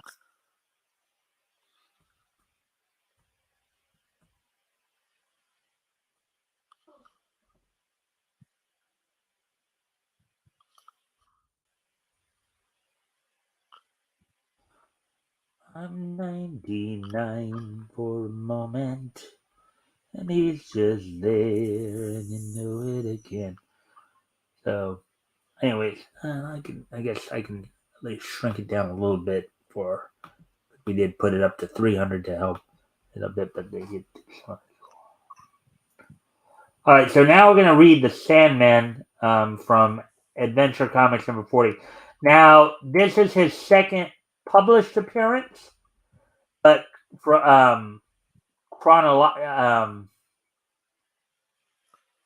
however, from a chronological standpoint, the events of this story may have actually taken place before his first appearance in New York Fair's Comics.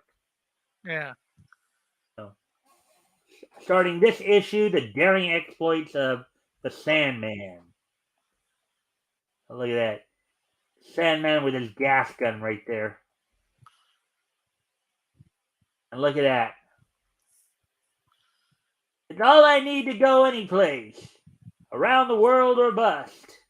Look at that. Got copies of More Fun, of Detective Comics. They're all original cartoons packed with mystery, thrills, and adventure. Printed in color, 10 cents at all newsstands. Wow, amazing. Okay, so The Sandman by Larry Dean. Now, this, of course, is long before Neil Gaiman. Long before Neil Gaiman. This kind of. I guess 250 would be okay. I think part of the problem is it's just a bit more faded. That's why. Um, Yeah. The Sandman by Larry Dean. The Sandman prowls again, and justice um, Scores. scores a blow to crime. All right, I'll do the boy right there. You do the guy in the derby I hat thought there. that was a girl. Oh, But oh, yeah. extra, extra! Vivian, Dale kidnapped by tarantula. Extra! And then like it was a boy. Paperboy. Oh, Paperboy. You see in the paper right there, the tarantula strikes. Actress held for $500,000. Okay. Tell me, Wesley Dobbs, how is it? How is it? How now does the tarantula do it? The police had 14 hours warning, and the guards were swarming over our friend Vivian's estate. Hmm. The tarantula has ability.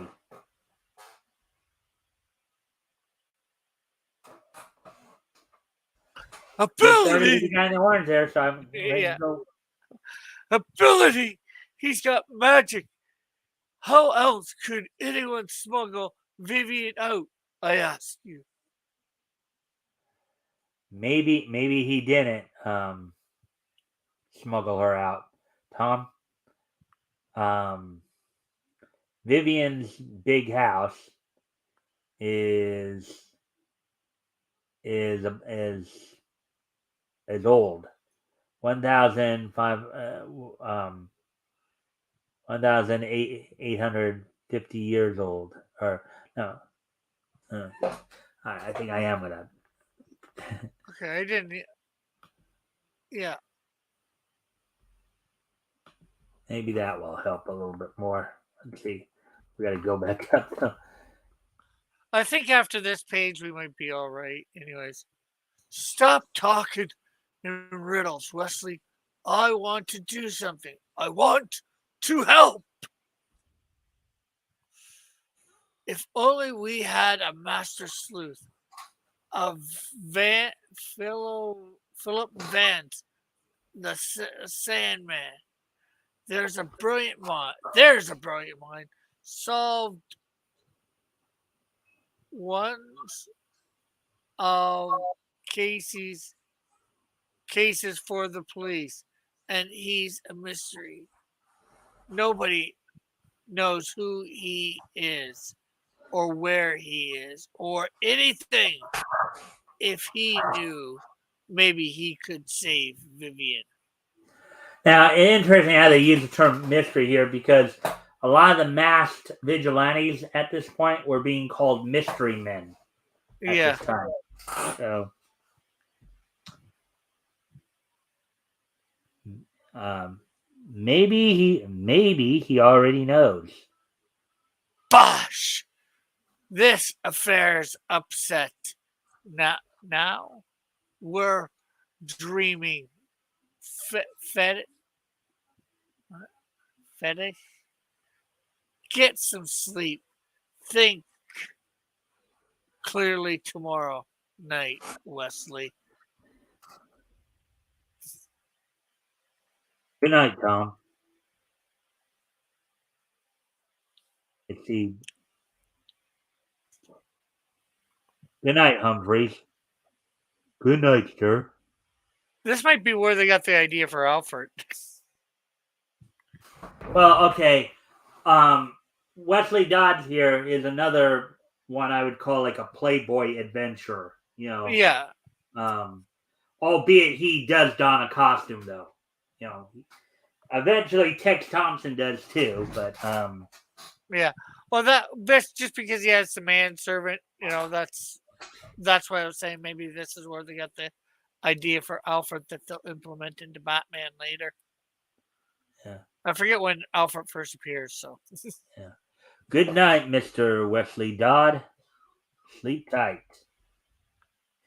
Um, extinguishing the lights, Wesley um, pressed a concealed button. A wall panel silently opened. Doesn't that seem familiar? yep. To the Batcave. Yeah. A few minutes later, in a secret underground laboratory, Wesley prepares some chemicals for a strange gun. Now, Rick, let me ask you this: why do you think his superhero alter ego is called the Sandman? Puts people to sleep. Mm-hmm. He part of his weaponry paraphernalia is the use of different type of like gas guns. Yeah. Like, so he's used like sleeping gas before, tear gas. He'll use different gases He helps to. people sleep. He helps people sleep with the fishes. Then he dons all black apparel. That's not black apparel, Yeah, I know. Uh, and it's never there, been black. there, Mr. Sandman is ready. I 1 hour later, having slipped through the surrounding police web, the Sandman skillfully enters Vivian Dale's home.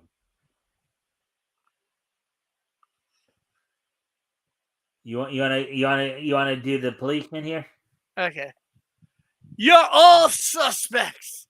All of you, house guests, employees alike, were here when Miss Dale disappeared. So you're all possible accomplices of the tarantula. We'll have to hold you here tonight.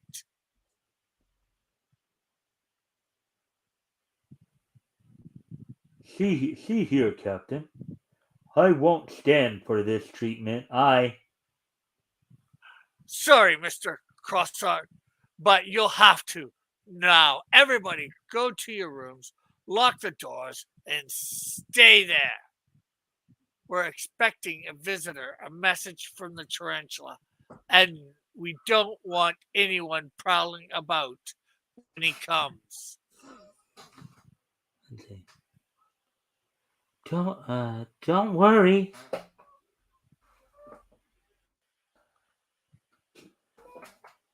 Oh, the tarantula comes again tonight.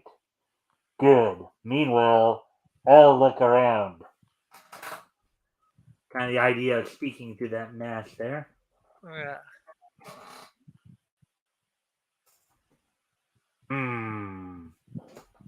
Although don't forget the captions. Although one of them was cut off. Oh, and there, no. I didn't even see it before, but thank you for letting me know. Yeah, actually, it says even before, and there it says the walls lightly something in there. Yeah, I can't even see it, so you're gonna Yeah, have to like I see said, it. it's cut off and then it's motionless in the next one. Yeah. But you look in that left panel right there. The way they drew him, he almost looks more like Batman with the dark Yeah, blue there. yeah. Well, that's the shadows on his cape, or Yeah. his. Oh, Hmm. that's not even The him. the Somebody else. tarantula delivers his message. Okay, so let's see. Feeling about the huge mirror, the Sandman. the Sandman finds a catch, presses it. My chance to find Vivian. Shadows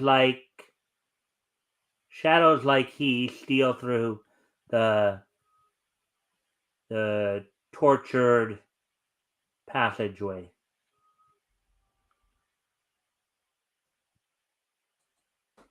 Vivian. The Sandman slowly presses one of the Triggers. triggers of his Strange. gun. A I think it's a sweet smelling. a sweet smelling gas examines and pulls Emits. uh, Or emanates emanates. emanates and pulls the or fills the room. Hmm. Oh, you want to do the kidnapper there or the guy right there? I smell flowers, violets. Guess this place is getting on. Jeez. I'm falling asleep.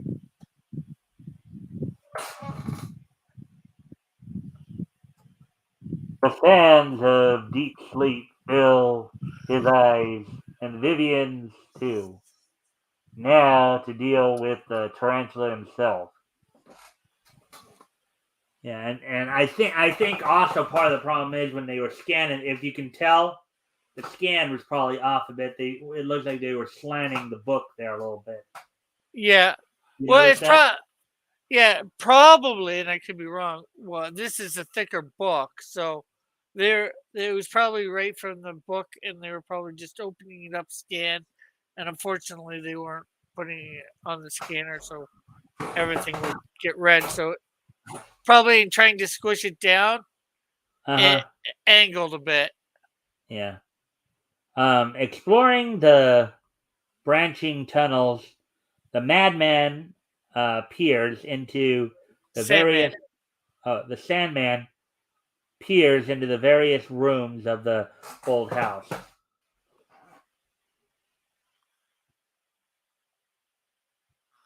Captain, he's been here. The tarantula knocked out Sergeant Kelly and left this note pinned next to his badge. Want to do the what? chapter? An empty guest room. My Mr. Crosshearts came. Meanwhile, back where Vivian is tied, um, they're asleep. That violet odor. This this sprinkled sand. The Sandman's been here. So look at that. With automatic ready, Tarantula stalks through passageway. He'll regret having interfered. Peering into Crossheart's room, the tarantula sees a shadowy figure bent over a desk. Silently opening a secret door, he aims his gun, fires.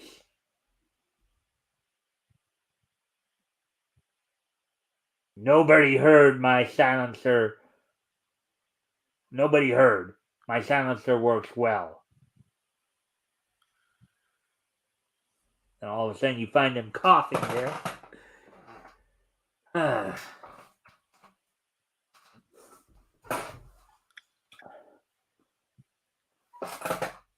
So simple a fool, you, Mr. Tarantula, alias Mr.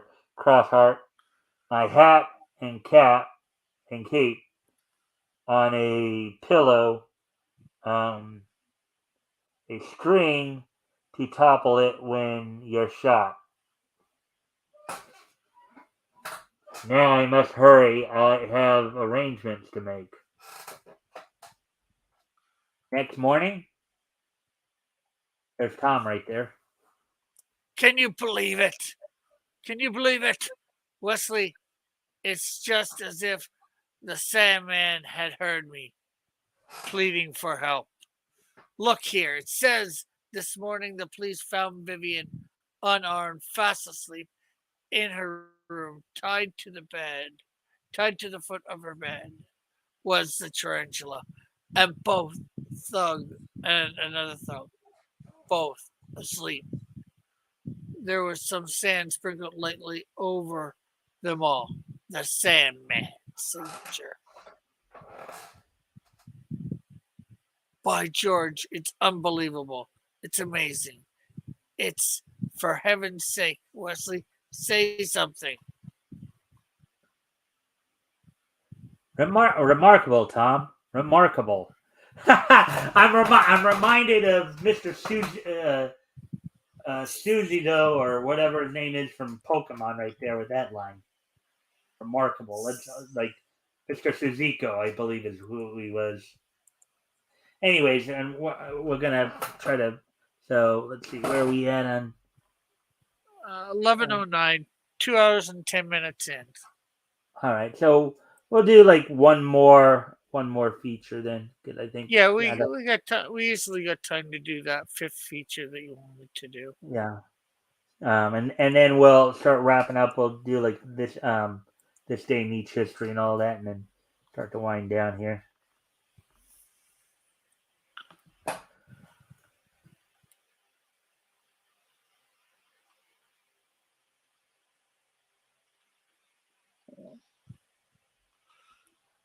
Having fun, Rick? Oh yeah. Oh, don't mind me. I'm not gonna fall. I don't think I'll be falling asleep. I may be a little tired, but I'm not that tired. All right, 19.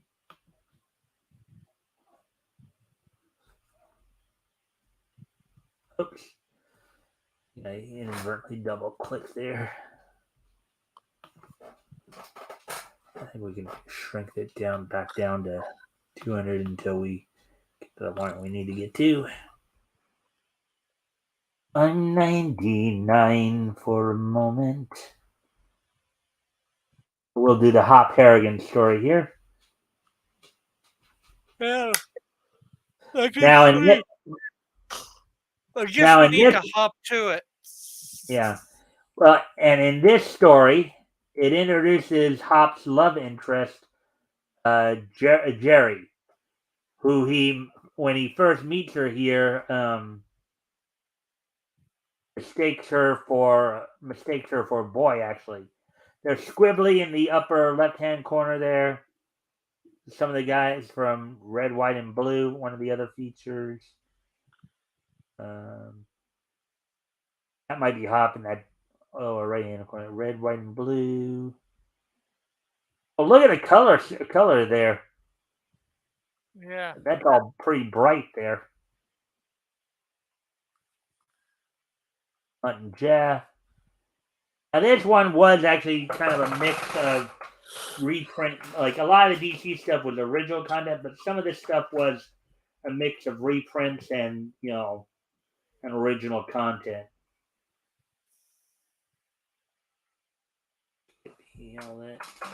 That's just darn skippy. Wiley of West Point.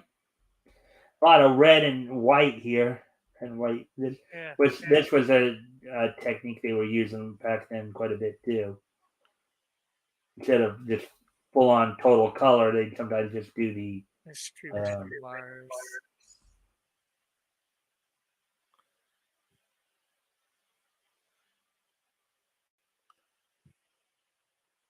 American Way.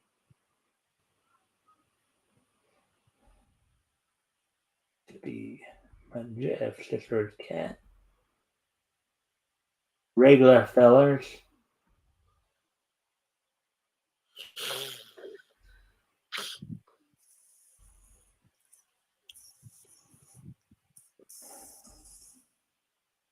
Little and must be more towards the end there or something.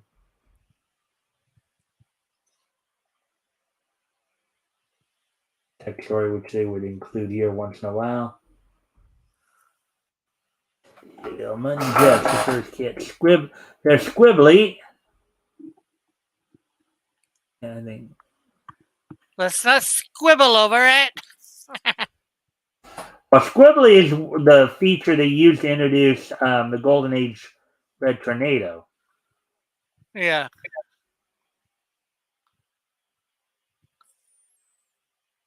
I somehow miss Hop Harrigan there. I didn't see it, but Kind of it there. Let's see, possible Pete.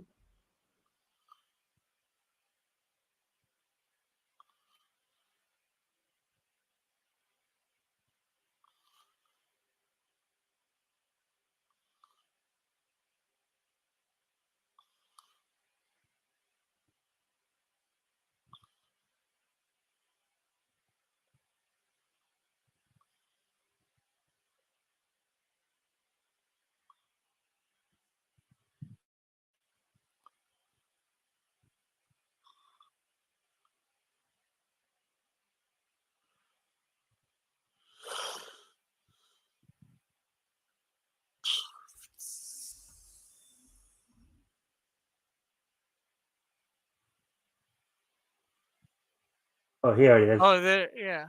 We did blow by it. Yeah, I remember some of the images. There we go. Just make sure that was the case there. It's under the American Way. Oh yeah, 1886. Yeah.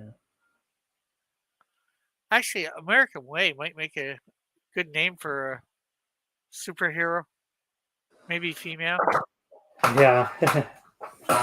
Hop Harrigan. Um, it sure is swell up here. So on my first night flight alone, so peaceful, just buzzing along. So dark down there. I must be over a wilderness. Gosh, what's that? A forest fire? I might just do this last one myself just to try to speed it along a bit. Gee, that's a bad fire. Look at it spread, and right toward that big house. There may be people asleep in it.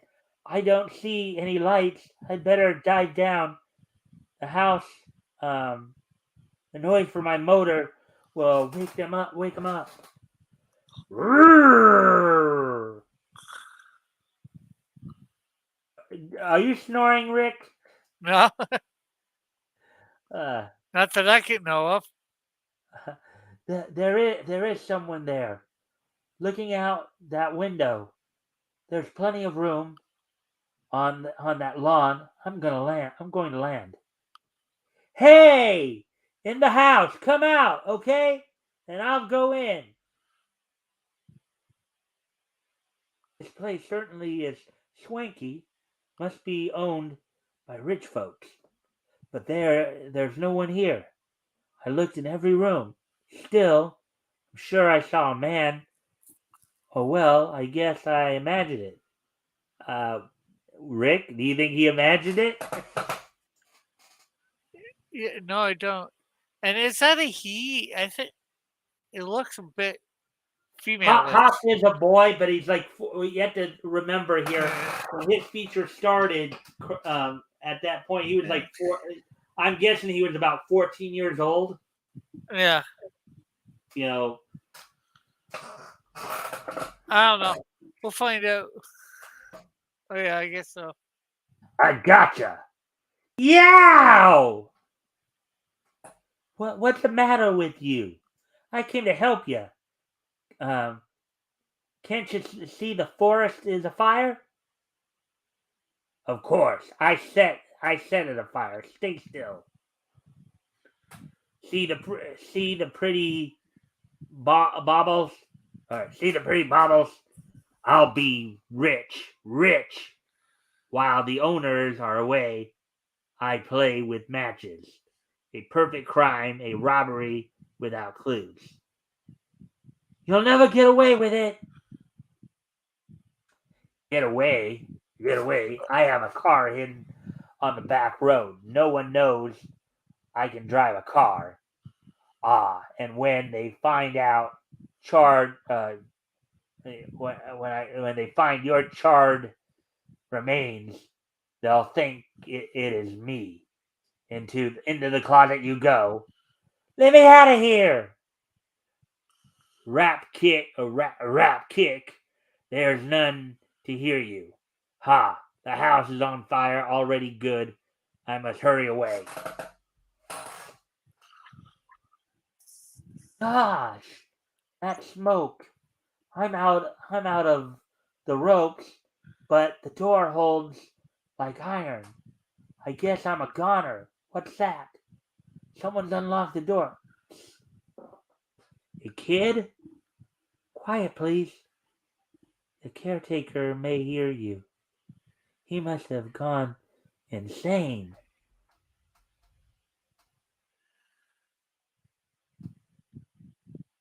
Run for the plane! It's as bright as day out here. That guy may see us. Oh, the fire spread even to the back road. Boom!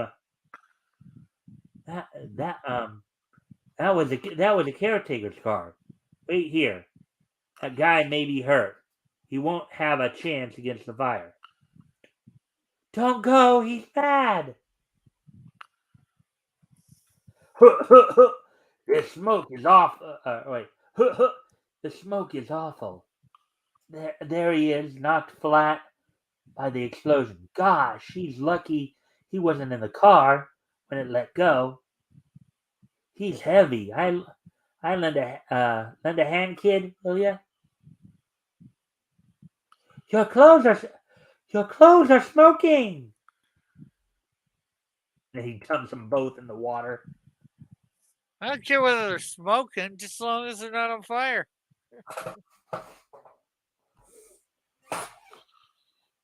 Fresh, kid. Why didn't you give me warning? Gosh, I'm soaked, and so is this guy. He's coming too. Oh no, he's not. Come on, kid. Help load him into the luggage compartment. We'll lock him in there. Then he'll be safe, and so will we.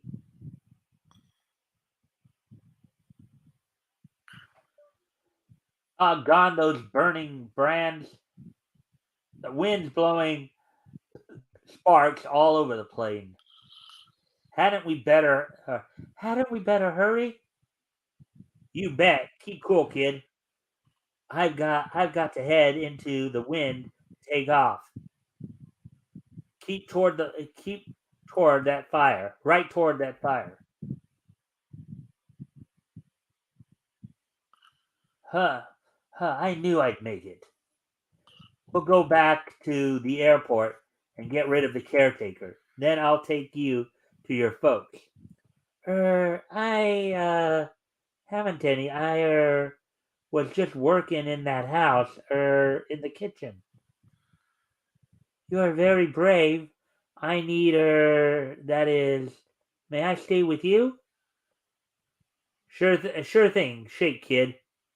I've got no folks either. My name's Hop, say fella. What's your name? My name is, Jerry. No. There's a problem with that panel. What do you mean? They forgot to draw her mouth. Huh? They Oh, forgot yeah. Somebody forgot to draw a mouth. Oh. Say, Jerry, there's the aircraft. Home sweet home. There's the airport. Home sweet home. Turn around, Hop. Your new friend is a girl. Who is the mysterious Jerry? Don't miss this terrific episode next month. See, 4 pages. That one went Yeah. pretty quick there. So, Yeah. anyways, let's see, we're 2022. So yeah, good time to start wrapping up. How did you like the stories there, Rick? Good, for sure. Alrighty then. So as we're winding down here, I think it'd be a good time to wrap up here. We're gonna, of course, today being Friday, October 14th, we're gonna go ahead and take a look back at this day, Meets History. History. All right. So yeah, 2017. Alrighty then. With all that being said, let's go ahead and get started here with the history segment. And Rick, if you can stick around for just a couple minutes afterwards, just to handle some post-show stuff. Yeah, of course. All right. So, anyways, first off, we're going to head back 50 years ago today, as on this date, 50 years ago today, as part of the ABC Saturday Superstar movie series that went on in the early 70s here. Rankin Bass's Willie Mays and the Say Hey Kid premiered on ABC Saturday morning on this date back in 1972, 50 years ago today. Rankin Bass, of course, would later give us Thundercats and Silverhawks in the 80s. But on this date, in 1972, they produced the movie Willie Mays and the Say Hey Kid, which I believe was a movie. It was based on a movie, I think. Another movie. But anyways, on this date back in 1972, Willie Mays and the Say Hey Kid premiered on this date. So with that, let's see. Moving on to the next piece of niche history. Rick, you remember those, or did you remember ever hearing about those? The Willie one? No. But obviously, I know about actually, you're about my age, so those would have been out even before. Like, one of the things I do remember about that was that was that one of those movies, Yogi's, I believe it was Yogi's Ark Lark or something, it would lead to the introduction of Yogi's Gang, which I watched in syndication as a kid. But anyways, moving By on to the Yogi, next. you don't mean Yogi Bear, right? I do mean Yogi Bear. Oh, okay. Um, Okay. I know who Yogi Bear is. yeah. You boo boo. Hey. Anyways, Yogi. moving on to the. So on this date back in 1998, 24 years ago today, the 560th issue of Batman went on sale on this date back in No 1998. man's This land. is, of course, Batman Volume 1, which started all the way back in 1940. So on this date, 24 years ago today, the 560th issue of Batman Volume 1 went on sale on this date. It was sold for $1.99 with Dennis O'Neil doing the editing. The story was called The Jackal, written by Chuck Dixon, penciled by Jim Aparo, inked by David A. Roach, lettering done by Todd Klein, and then Lee Lowridge doing the coloring. So Yeah. And as we Batman can number. also tell, it was part of the No Man's Land arc too, Huh, yeah. So because it anyway, shows it on the cover. all right. Um, anyways, getting ready to move on to the next story here, or next piece of history, rather. I'm sorry. Let's see.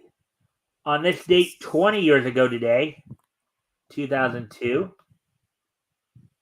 um, 2002, from the let's see, from the Bell Center in Montreal, Quebec, Canada, WWE held its Monday Night Raw event from the Bell Center. The main event saw Triple H retain the World Heavyweight Championship over Rob Van Dam in the Canadian Lumberjack match. You also saw Big Show defeat Booker T in a Falls Count Anywhere match. Trish Stratus and Jacqueline defeated Victoria and Molly Holly with Stacy Keebler as the special guest referee. And to start the show off, of course, Chris Jericho and Christian are both in AEW right now, defeated Kane and the Hurricane for the WWE Tag Team Championship. So on this Okay, date, go ahead. I was just gonna say, I've got to ask, what is a Canadian lumberjack match? I think it's just a lumberjack match, but since it was up in Canada, they just called it a Canadian lumberjack match. A lumberjack match is a wrestling match in which you have wrestlers surrounding the ring to keep the guys from running out of the ring. Okay. You have basically what they call lumberjacks, or if it's a women's match, lumberjills, all surrounding the ring. And if let's say you have two guys going against each other, one of them tries to, like, let's say, run away or something like that. The idea is that the lumberjacks are supposed to grab him and throw him back in the ring. Okay. You kind of get the idea. I get the idea. I think it's based on the fact of, okay, so you know what a lumberjack is, right? Yeah. Okay, a lumberjack is, of course, a tree chopper. Guys in the forest there. I think that may have been an older way how certain situations were, like, if you were in a lumberjack camp or something like that, what you'd have, if you had two guys who had an issue, they'd you've probably seen it too before. You have two guys who'd be fighting, and then if one of them got knocked into, everybody else would be surrounding them, and if they got knocked into somebody, they'd just push them back into the fight. I think that's the general premise here. What a lumberjack. Okay. Okay. And, I've seen that idea, but I've never seen it with lumberjacks. So, what? Okay. well, let's see. Intriguing. I'm trying to remember here. There was a wrestler named Joe LaDuke who would dress like a lumberjacks Yeah. usually would Yeah. wear like Yeah. The kind of plaid shirt and all that. Yeah. I get that. I'm just saying, I've seen the idea of, people surrounding, two people fighting, and if one gets pushed out of the ring or out of the thing or tries to get away, they won't let them, and they gotta continue fighting. I've seen that. I get that premise for the match. I've Uh-huh. just never seen lumberjacks do it, Oh, okay. or heard about lumberjacks doing it. Yeah. I can So, see it being done by them, but like anybody else. But okay. So, and then our last piece of niche history here.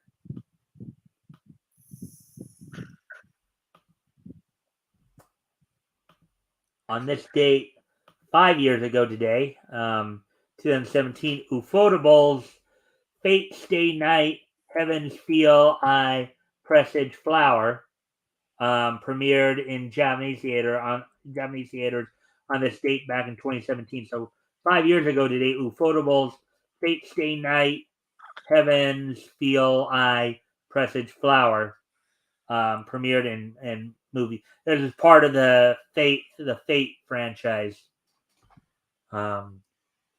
So with that, I thank everybody for being here. I thank everybody for all the likes and the shares.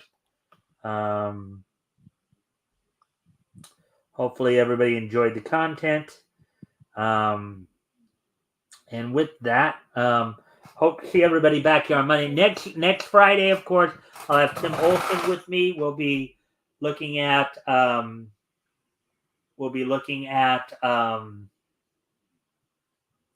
we'll be continuing our look into June of 1939.